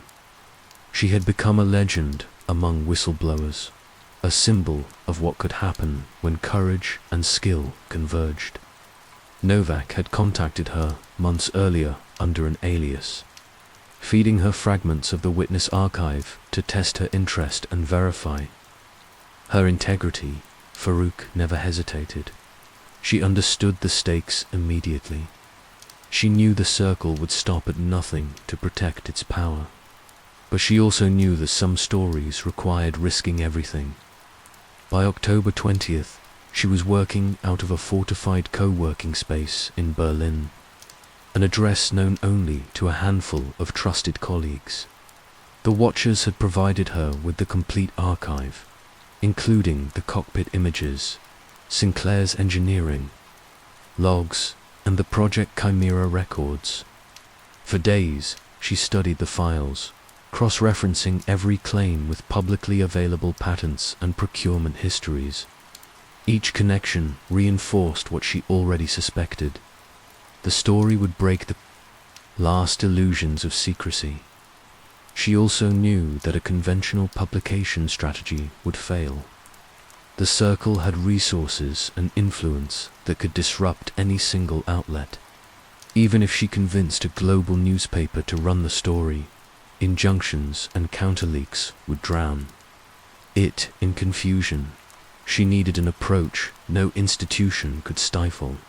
So she devised Operation Dawnfall. The plan was as simple as it was audacious.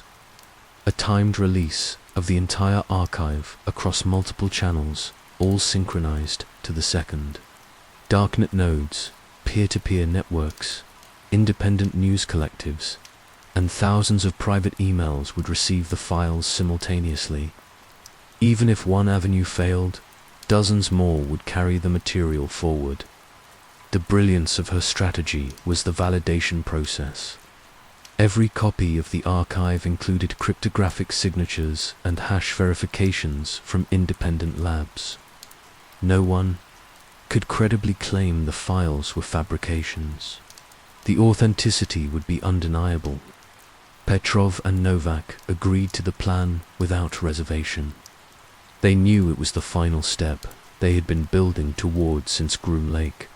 But even as they prepared, they remained aware that the Circle would detect the coordination. It was only a matter of time before a counterstrike began. In the days before the launch, Farouk tightened her security protocols. She rotated workspaces every 12 hours, encrypting her communications with layers of passphrases known only to her closest confidants. She reached out to partners in New York, New Delhi, and Sydney, each of whom agreed to hold release keys in escrow. If anything happened to her, the material would go live anyway. She left instructions for her family, explaining that she might disappear without warning. She told them not to look for her.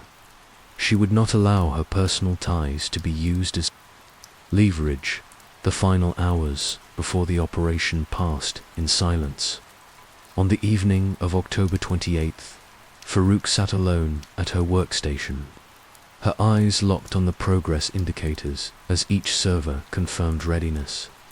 Outside, rain fell in steady sheets against the dark windows. She allowed herself a moment to feel the weight of everything that had come before Ortega's logbook, Vargas's sacrifice, Sinclair's defection, all the fragments that had become this single unbreakable record. At midnight Berlin time, she connected to the watchers for a final check. Novak's voice was steady but tired. He said they would remain online until the sequence was complete. Petrov added that no matter what happened next, the truth would survive. Farouk thanked them and closed the secure channel. She exhaled once, slow and deliberate. Then she pressed the final key to initialize Operation Dawnfall. Across the globe, systems blinked awake. Thousands of encrypted messages flooded in. Torrent seeds propagated across the darknet. Mirror sites in a dozen countries began hosting the files. The first wave of downloads started within seconds. Within minutes, journalists, scientists, and private citizens were verifying the signatures. In that instant, the Circle's monopoly on knowledge was shattered. Farouk knew the response would be immediate. She did not have to wait long. Her monitors lit up with intrusion alerts as coordinated denial love service attacks surged against every known node. But she had planned for this. Redundant servers in undisclosed locations absorbed the impact, redirecting traffic and spawning new connections. As the attacks intensified, she launched pre-arranged contingency channels to keep the distribution alive. From their hidden workspace, Novak and Petrov watched the progression unfold. They saw traffic metrics climb past any previous leak. The files spread too quickly for suppression to succeed. By dawn, Operation Dawnfall was an undeniable success. News agencies began running banner headlines. Alien propulsion blueprints confirmed. Decades of covert experimentation exposed.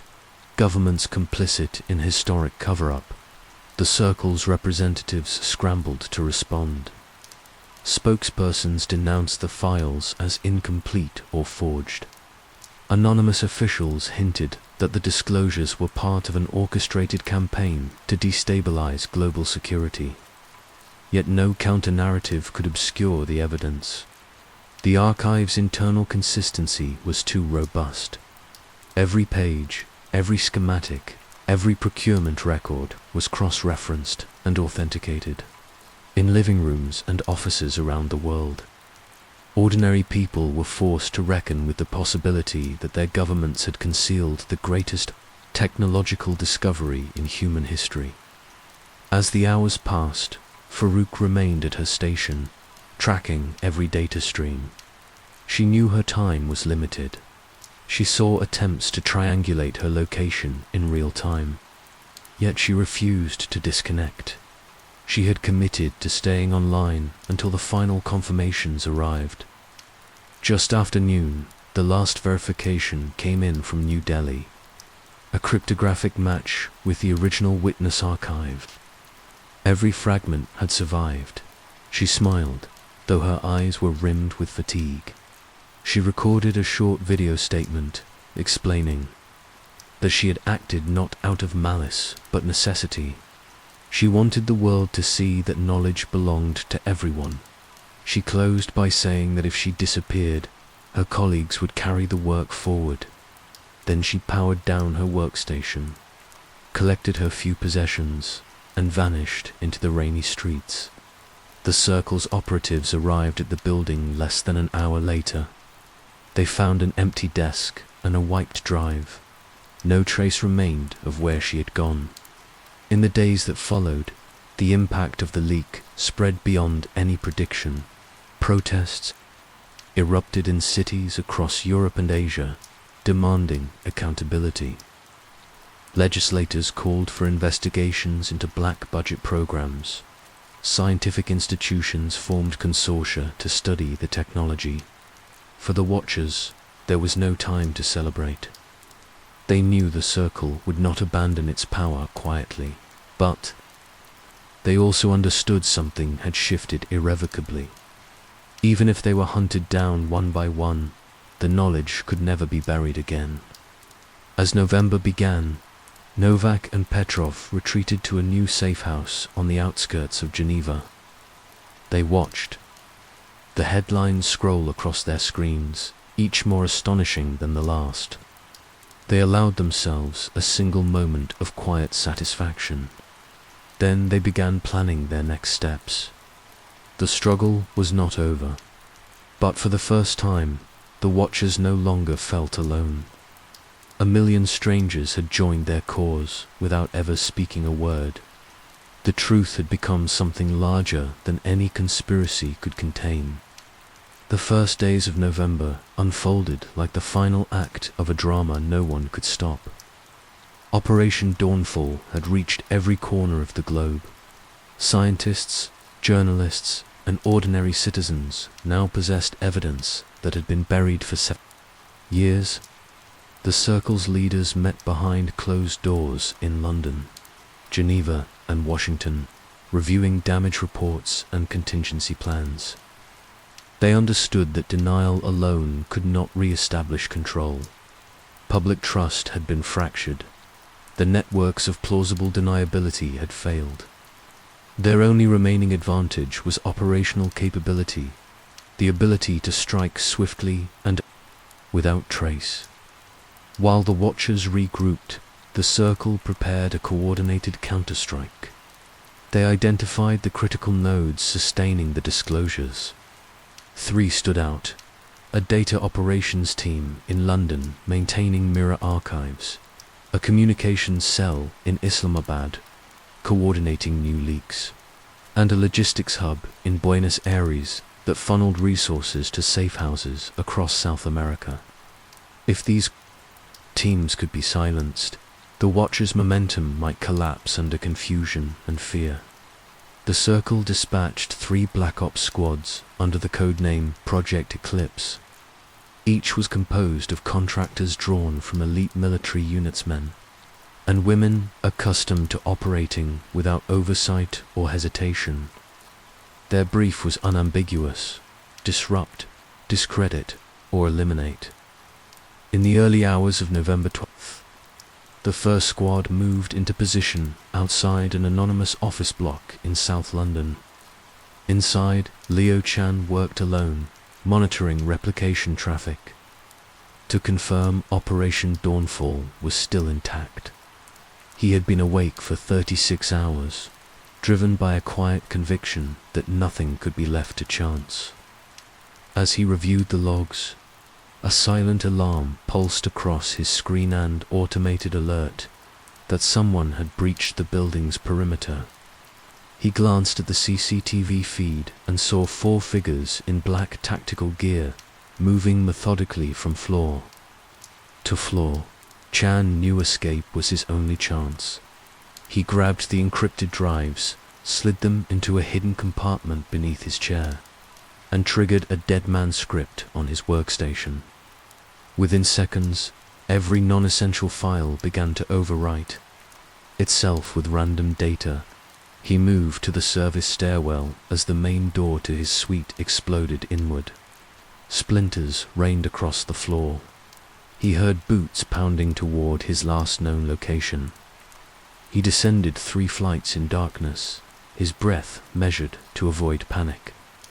As he neared the basement level, he felt a wave of cold certainty. He would not make it out the front. Instead, he slipped into a utility corridor that led to the old tube tunnels decommissioned decades earlier. He had memorized the routes for this contingency. As he disappeared into the darkness, the Circle's team breached the basement. They found no sign of their target, only a destroyed workstation and a data trail too corrupted to salvage. In Islamabad, the second squad moved with equal precision. Their objective was Farid Khan, a systems engineer turned logistics coordinator. Khan had spent the previous weeks securing communications channels between the Watcher's cells. He knew the Circle would come eventually. He just never imagined it would happen so soon. On the night of November 12th, he worked from a safe apartment on the edge of the diplomatic quarter. He heard the first indication of trouble, a faint whine of a drone descending toward the roof. He shut down his laptop and retrieved a hardened tablet containing master access keys for the network. A tranquilizer dart shattered the window beside him. He felt the sting of a glancing impact against his shoulder. His vision blurred, but he forced himself to stay upright. He crawled toward the service exit, dragging the tablet behind him. In the alley, a second figure waited, cloaked in the shadows. Khan raised the tablet in front of him, daring the operative to fire. A red targeting dot danced across his chest. He thought, for a moment, that this was the end. But the shot never came. Instead, the figure stepped back and disappeared into the maze of alleys. Later, he would learn the Circle had ordered retrieval over execution whenever possible. Dead Watchers made martyrs. Living ones could be coerced or discredited. Khan used the moment to escape, vanishing into the dense sprawl of the city. In Buenos Aires, Ana Castillo knew she would not be so lucky. Her team had become the primary link between the Watchers in Europe and sympathetic outlets in Latin America. She had no illusions about her value to the Circle's strategy. If she fell, the logistics chain would fracture. On the night of the attacks, she stayed in a warehouse office, updating transport manifests. She saw the surveillance feeds go dark one by one. She felt no fear, only a clarity that sharpened every motion. She opened a hidden compartment and removed a satchel containing the last redundant copy of the witness archive. As she stepped into the corridor, she heard footsteps approaching in perfect unison. There would be no escape. She understood her purpose had narrowed to a single action: buying time. She moved to a reinforced door at the back of the building and keyed in the release code. A hidden relay connected to secure satellite uplinks began transmitting the archive to the final mirror sites. She waited, listening to the progression of footfalls drawing closer. When the Circle's operatives breached the threshold, Castillo did not flinch. She stood between them and the relay arms at her sides. She said nothing. One of them raised a suppressed weapon. In the final seconds, she closed her eyes. The last packet of data reached its destination as the shot cracked through the stillness. Half a world away, Novak watched the transmission log confirm completion. He knew what it meant. The archive was safe, but Castillo had given her life to ensure it.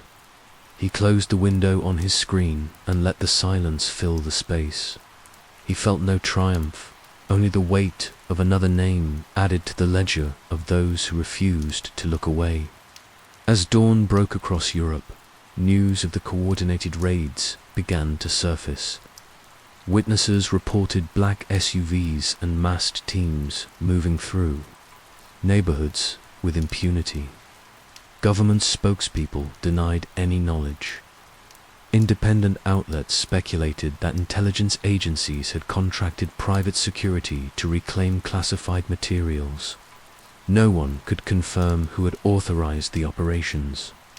In Geneva, Petrov read the reports in quiet rage. She knew that Circle's strategy was shifting. They were no longer content to deny and deflect. They had chosen open suppression, gambling that the public would be too disoriented to resist. But in their overreach, the Circle had miscalculated. The sheer scale of the raids lent credibility to the Watchers' claims. News anchors who once dismissed the leaks as fabrications now asked why so much force was needed to contain documents the government claimed were worthless. The Circle responded with a final measure deepfake videos designed to discredit the Watchers as frauds. Within hours, clips circulated showing Novak and Petrov admitting they had manufactured the evidence. But the fakes were crude, the audio mismatched. Skilled analysts debunked them in real time. For every lie the Circle seeded, another network of volunteers rose to refute it. In that chaos, the Watchers realized they no longer operated alone. Ordinary people were stepping forward to safeguard the archive. Programmers hosted mirror sites. Lawyers filed injunctions to protect their publications. Anonymous donors funded safe houses. The Circle had awakened a collective determination it could no longer intimidate. Yet none of the Watchers mistook that for victory. They knew the Circle still possessed resources and influence no civilian coalition could match. Even weakened, their adversaries remained lethal. As November drew to a close, Novak gathered the surviving core team in a hidden basement in Geneva. They studied the maps marking every safe house, every transmission route, every known Circle asset. No one suggested retreat.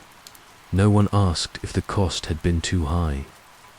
They all knew there was no returning to the lives they had left behind.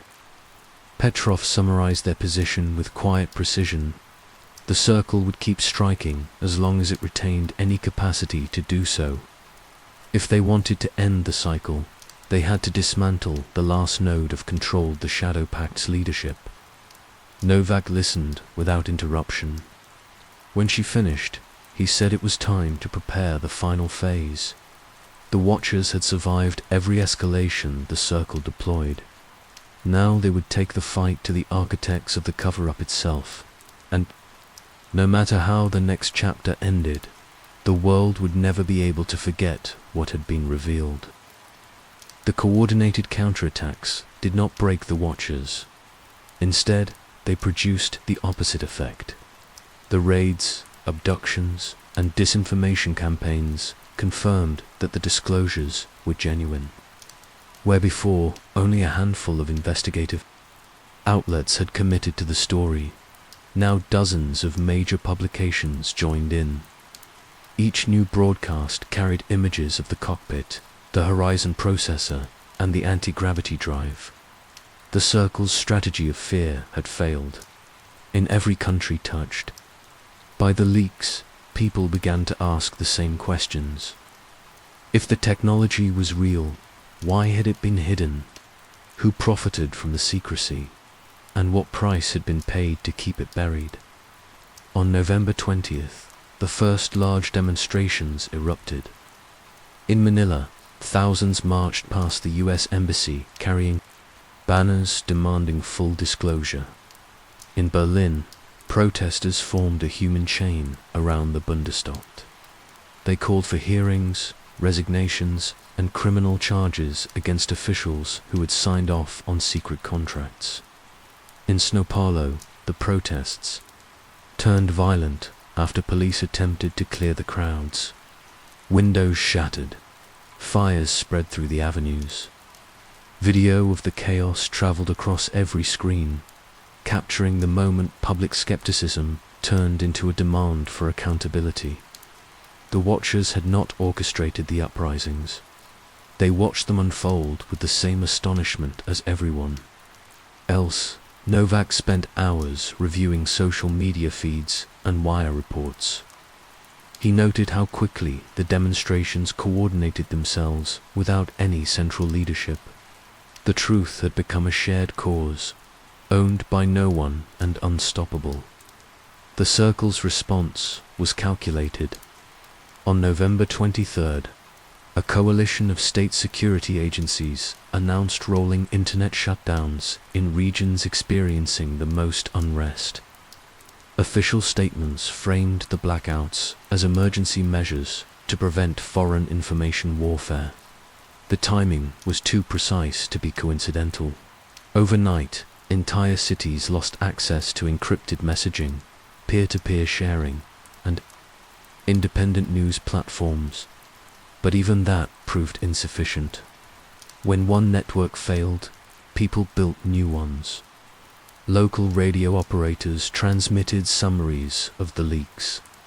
Volunteers printed thousands of leaflets and distributed them by hand. Every effort to erase the information made it more visible. Petrov watched the footage from a safe house on the outskirts of Geneva. Her face remained calm, but her voice was tight when she spoke to Novak. She said that no escalation by the Circle could reverse what had started. Novak agreed. He also knew the Circle was not finished.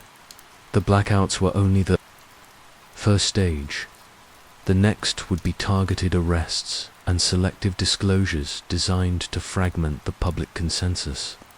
As if to confirm his fears, news broke the following morning that several European parliamentarians who had endorsed calls for hearings had been placed under investigation. The charges were vague: financial irregularities, unexplained contacts with foreign journalists, violations of national security protocols. To any observer who had studied the Circle's tactics, it was obvious these were pretexts to remove outspoken critics. Despite the repression, the disclosures continued to spread. Independent analysts and academics began producing technical breakdowns of the files. They showed how the propulsion systems functioned, how the energy storage arrays were fabricated, how the neural interfaces in Project Inversion could override voluntary action. Each new paper drew more attention and eroded the last shreds of plausible denial. For decades, the Circle had relied on public apathy. Now, they faced a population unwilling to look away. On November 27th, a coordinated demonstration erupted in Manila, Berlin, and São Paulo. In each city, protesters gathered before dawn. They carried signs denouncing the secrecy that had denied humanity the benefits of technology that could have transformed the world. When the marchers converged on government buildings, riot police deployed tear gas and sonic deterrents. In Berlin, journalists captured footage of unmarked security teams dragging protest leaders into unmarked vans. Within hours, the videos flooded every remaining network that had not been shut down. The images stripped away any illusion of proportional response. What had started as a campaign to discredit the watchers had become an assault on civil society itself. In Geneva, the watchers debated whether to issue a new statement. Petrov argued that silence was no longer tenable. Each day they remained hidden. The Circle could claim the watchers were manipulating the chaos. Novak agreed but cautioned that any message must be precise. They could not be drawn into endorsing violent demonstrations or calls for insurrection. Their goal had always been to reveal the truth, not to incite a collapse. Late that night, they composed a joint declaration. In measured language, they acknowledged that the disclosures had caused disruption, but insisted that the responsibility rested with those who had hidden the technology. They urged governments to convene open hearings, to release all records related to Project Liminal and Project Chimera, and to cease any further attempts to suppress debates. They closed with a single sentence that crystallized their purpose. No society can consent to its own future when it is denied knowledge of its past. The statement was translated into 20 languages and distributed through every available channel. It landed in inboxes, printed newsletters, and offline networks. Within hours, it had been read by millions. Responses were immediate. Some praised the watchers for their restraint. Others accused them of failing to do more. A few insisted that no compromise with the circle was acceptable. For the first time, Novak and Petrov felt the undertow of a movement that was no longer theirs to guide. They had set events in motion, but they could not dictate how others would interpret them, while public unrest grew. The circle met in an emergency session in Washington. Surveillance analysts presented grim reports. The Witness Archive and Operation Dawnfall had seeded thousands of verified copies. No amount of legal or technical intervention could expunge them all. Financial strategists warned that confidence in key defense contractors was collapsing. Stock prices for the largest aerospace firms fell by double digits. Oil futures wavered as investors speculated about technologies that could nullify demand. To preserve even a semblance of stability, the Circle approved a last resort strategy. Controlled admissions coupled with strategic scapegoats. Over the next days, select officials began issuing partial confessions. They admitted that recovered materials had been studied, but denied that any operational systems had been built. They described the experiments as defensive in nature, focused solely on understanding potential threats. No mention was made of Project Chimera or neural interfaces. The limited hangouts were designed to split public opinion. Some observers accepted the partial disclosures as proof of sincerity. Others denounced them as a cynical ploy to contain the damage. In reality, the Circle had conceded only what they could no longer hide. Even as the admissions circulated, the blackouts continued. Whole districts in Berlin remained offline for days. In São Paulo, protesters carried battery-powered projectors, displaying the cockpit footage on the sides of government buildings. Each time the authorities tried to suppress the images, the crowds grew larger. Petrov studied the pattern and realized the Circle had lost the capacity to manage the narrative. Their tools, disinformation, intimidation, selective disclosure, no longer produced the intended result. Every effort to tighten control simply widened the cracks. On the 1st of December, a new wave of demonstrations began. This time, the protesters carried no signs. They moved in silence, carrying candles. Their message was simple: the public would no longer accept unaccountable secrecy. In Geneva, Novak watched live streams from a borrowed workspace. He felt a strange mix of sorrow and hope. Sorrow for all those who had paid with their lives or freedom. Hope that the truth, once revealed, could not be erased. Petrov joined him as dawn broke. She carried a printed transcript of the latest partial confessions. She placed it on the table and said quietly that the Circle was unraveling. Novak did not argue. He understood that the struggle was not yet over. The Circle retained immense resources, but the power they had wielded depended on the belief that the truth was too dangerous for the public to bear. That belief had collapsed. They did not speak of what came next. They knew the final confrontation would not be fought in shadows, but in the open. And when it came, it would test every conviction they had ever held. For the first time since Groom Lake, Novak allowed himself to imagine a future that was not shaped by fear. He did not know if it would be better. He only knew it would be honest. The first days of December brought an uneasy calm. Across Europe and South America, the demonstrations slowed as exhaustion set in. But no one mistook the pause for surrender. The Circle's controlled admissions had failed to break the momentum. In city after city, local leaders demanded full disclosure. Legislators called for hearings with subpoena powers. In Washington, the White House announced an unprecedented summit to address the crisis. World leaders would gather in Geneva, Beijing, and Washington to establish a unified response to the disclosures. The announcement was framed as an act of transparency, but for the watchers, it was clear this was the Circle's final attempt to seize control of the narrative. Novak and Petrov watched the preparations from their hidden workspace on the outskirts of Geneva. They knew the summit was more than a diplomatic formality. It was a test of whether the Circle could salvage authority by offering limited accountability. Petrov argued that the watchers needed to prepare one last release, something undeniable, that would drown every attempt at misdirection. Novak agreed. For weeks, they had held back a single piece of evidence: the unedited cockpit telemetry.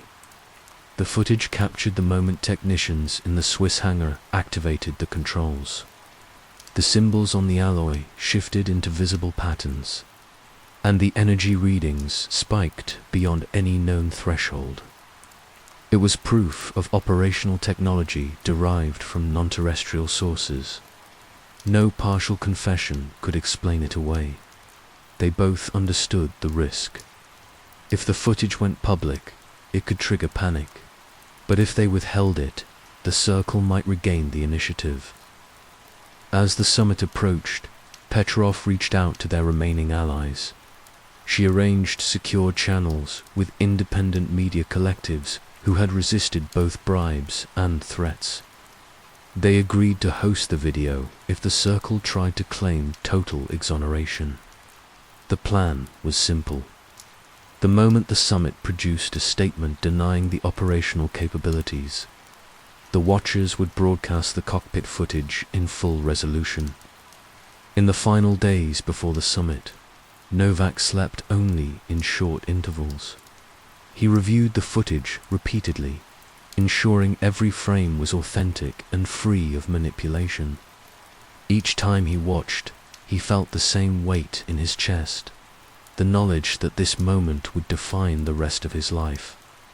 On December 15th, the first delegations arrived in Geneva. Motorcades wove through quiet streets patrolled by armed security in Beijing. The Great Hall of the People was sealed off to all but essential staff. In Washington, the capital's main chamber was converted into a media platform, complete with live feeds and translation services. Official statements emphasized unity and shared purpose, but every journalist understood the real agenda. Each government sought to protect its interests, preserve its secrets, and control public perception. As the hours passed, a draft communiqué began to circulate among the delegations.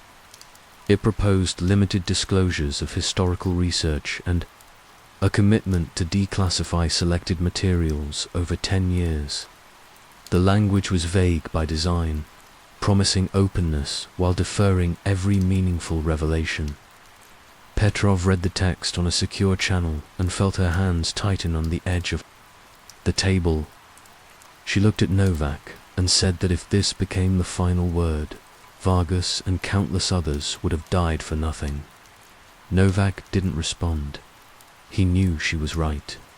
The circle was betting that the public, exhausted by chaos, would accept. The illusion of closure. Late in the afternoon, a new rumor surfaced. Ambassador Elena Reis, a senior delegate in the Geneva summit, was preparing to introduce evidence that would discredit the witness archive. Anonymous sources claimed she possessed videos showing the cockpit footage was fabricated by Russian intelligence. Petrov stared at the alert in disbelief. The circle had decided to gamble everything on a final act of deception. Novak's expression hardened. He said the time for caution was over. If Ruiz produced her evidence, they would respond immediately. At 8 p.m. Geneva time, the final session began. The world watched live feeds from all three summits. Rows of dignitaries sat behind polished tables, their faces impassive. In Washington, the president read a prepared statement about international cooperation and the promise of a transparent future. In Beijing, the premier emphasized that stability must be preserved above all else. Then the cameras returned to Geneva, where Ruiz stepped to the podium. She was composed, her tone measured. She began by acknowledging that the disclosures had revealed legitimate areas of concern. But then her voice shifted. She claimed that a substantial portion of the witness archive had been manipulated. Her staff cued the first of several video files on the massive screen behind her. The images flickered to live footage to show technicians in the Swiss hangar staging the cockpit demonstration. The video was professionally produced, complete with embedded metadata referencing known file structures. For a moment, the room fell silent. Even Petrov felt her chest seize with doubt. But Novak had prepared for this. He watched the feed carefully, noting the inconsistencies in lighting and perspective. Then he keyed in the final authorization code. Across the world, the Watcher's secure network activated. A live satellite uplink transmitted the unedited cockpit footage to every major broadcaster and independent news site. The stream included real-time telemetry, biometric logs, and audio overlays from the technicians. The data was too complex to have been fabricated in the time frame since the original operation. As the footage played, the summit room erupted into chaos. Delegates shouted over each other. Ruiz froze, her composure breaking as aides crowded around her. A split screen appeared on global feeds, her staged video on one side, the authentic cockpit telemetry on the other. Analysts began dissecting the discrepancies in real time, pointing out altered timestamps and mismatched technical details. In Washington, the president's staff huddled around their monitors, struggling to produce a coherent response. In Beijing, security personnel cut the public feed entirely, but it was too late. Millions had already seen the raw footage. Every attempt to pivot collapsed under the weight of proof. Petrov sat back in her chair, the adrenaline leaving her body in a slow wave. She knew the circle would retaliate with every resource they had left. But at that moment, they no longer held the strategic advantage. The deception had failed in the most public way possible. Novak exhaled, his eyes fixed on the screen. He said quietly that the circle had crossed the last line. They had been willing to fabricate evidence to protect their monopoly. Now, no government could pretend that the disclosures were mere speculation. For the first time, the truth was not contested by two equal narratives. It stood alone, undeniable and uncoded in the hours that followed. The summit dissolved. The summit dissolved into factions. Some delegates called for immediate international hearings under neutral oversight. Others demanded the arrest of Circle operatives and the seizure of hidden facilities. A smaller group insisted that even now, the revelations must be contained to prevent economic and political collapse. The arguments raged through the night. Meanwhile, crowds began gathering outside every summit venue. They carried candles, placards, and printed screenshots of the cockpit footage. They chanted the same phrase in 100 languages: no more. Secrets.dawn, Novak and Petrov shut down their workspace for the last time. They knew the Circle would launch a final counterattack, perhaps with arrests, perhaps with violence, but they also understood that no suppression effort could erase what had happened. The footage had traveled too far. Every nation's population had seen it, studied it, and reached their own conclusions. The Watchers had succeeded in what once seemed impossible. They had pulled the veil from a conspiracy that had thrived in darkness for generations. As the sun rose over Geneva, Petrov looked at Novak. She asked if he believed the world was ready for what came next. Novak did not answer immediately. He thought of Ortega, Vargas, and Castellonums that had become symbols of the cost of truth. He thought of the millions now demanding answers. Finally, he said that readiness was irrelevant. The truth no longer belonged to governments or corporations. It belonged to everyone, and no power on earth could take it back. In the weeks after the summit collapsed, nothing remained hidden. The live broadcast of the cockpit footage had ended the last illusions of control. No authority, no matter how entrenched, could now convince the public the evidence was fabricated. The Circle's strongest weapons, denial, confusion, and silence were spent. All that remained was damage control. But every attempt to contain the consequences only deepened the outrage. As December turned to January, protests grew larger. They no longer asked for explanations. They demanded a complete reckoning. They demanded that those who had profited from concealment be held accountable. On the 1st of February, an independent coalition of journalists and researchers announced they had verified the entire witness archive. The coalition included physicists, engineers, geneticists, and former intelligence analysts. They presented their findings in a series of global broadcasts that lasted 3 days. Every claim the Watchers had made was substantiated by cross-referenced logs, procurement records, and forensic evidence. No detail was left unexamined. The revelations surpassed even the Watchers' expectations. Project Chimera had advanced further than anyone knew. The documents proved that hybrid DNA experiments were not abandoned prototypes, but had continued in secret into the early 2000s. Testing records, detailed attempts to cultivate neural tissue capable of interfacing directly with the anti-gravity drive's control systems. The researchers concluded the experiments had succeeded, at least in part. Petrov read their summary in silence, her hand pressed against her mouth. Novak stood beside her, unable to look away. The truth was more terrible than they had guessed. Lives had been stolen, altered, and erased to sustain the illusion that nothing lay beyond Groom Lake but old wreckage and rumors. As the broadcasts continued, governments scrambled to maintain authority. The United States convened an emergency summit with allied nations, attempting to coordinate statements that acknowledged the existence of recovered materials while denying any operational deployments. But the evidence undermined every carefully worded admission. Journalists displayed footage of functioning reactors and partial anti-gravity lifts. They read procurement logs that traced components from covert facilities in Nevada to hidden hangars in Europe and Asia.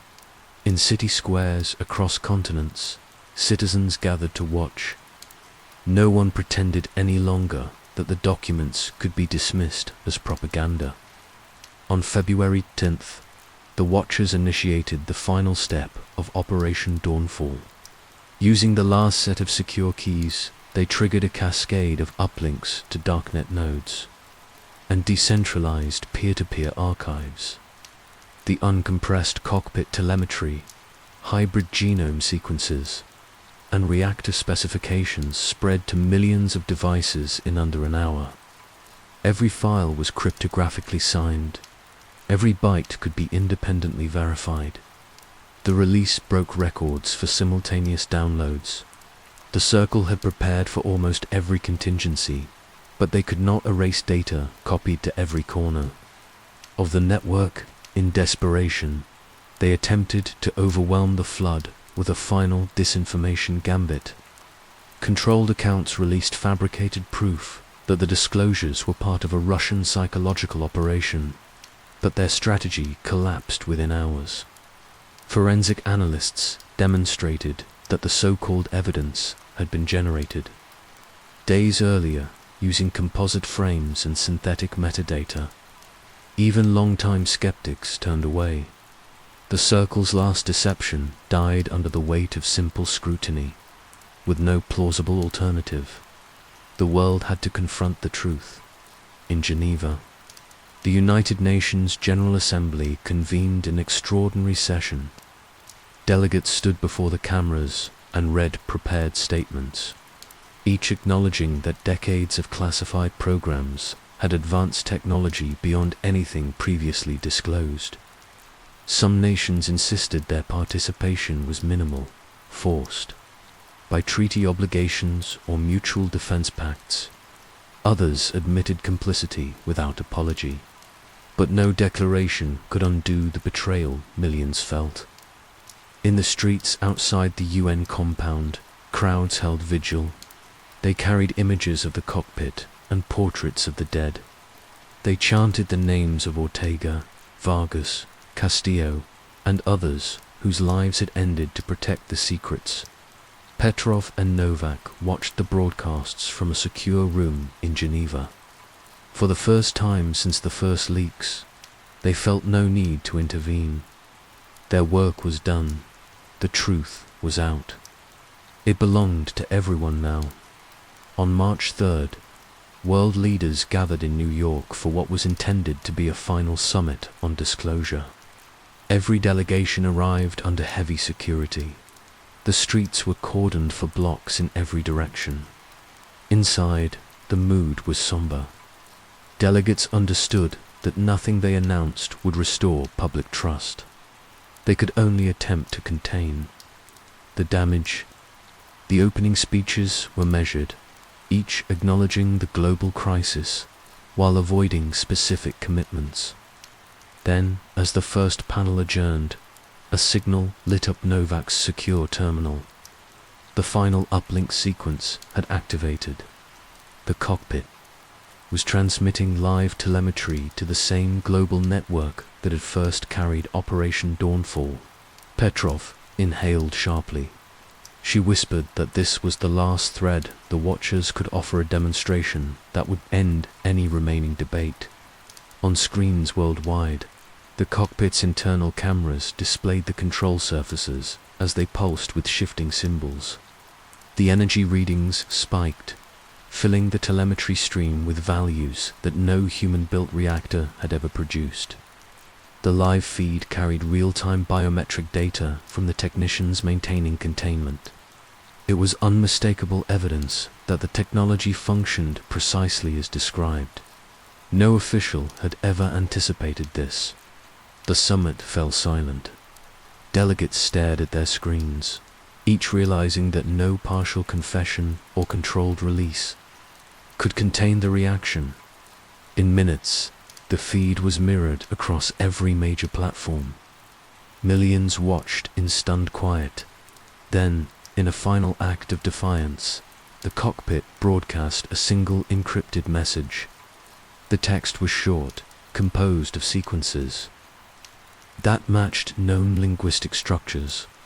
Researchers would spend months attempting to decode it. Some believed it was an automated failsafe, a signal from whatever intelligence had built the vessel. Others argued it was an instruction of evidence that the technology was only the beginning. Whatever the message meant, it shattered the last illusions that humanity stood alone. As the broadcast concluded, the summit dissolved into chaos. Delegates argued openly over who should control the wreckage, who should claim the research, who should take responsibility. Petrov turned off the feed, her face pale. She said softly that the Circle's era was over, but no one had prepared for what would come next. Novak agreed. He felt no satisfaction, only the quiet certainty that they had fulfilled their purpose. The secrets were in the open.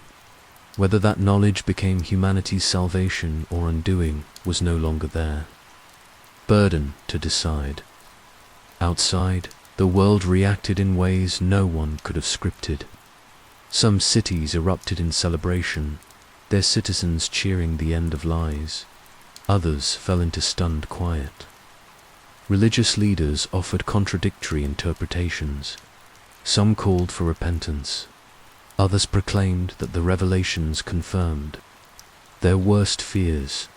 Economies lurched as investors realized entire industries would never be the same. Defense contractors lost half their market value in days. Energy futures collapsed under the expectation that the anti-gravity systems and materials would make fossil fuels obsolete. But amid the upheaval, a fragile hope began to emerge. In workshops and research labs, independent scientists began studying the release data. Universities announced open consortia to explore the reactor designs. Engineers started building prototypes.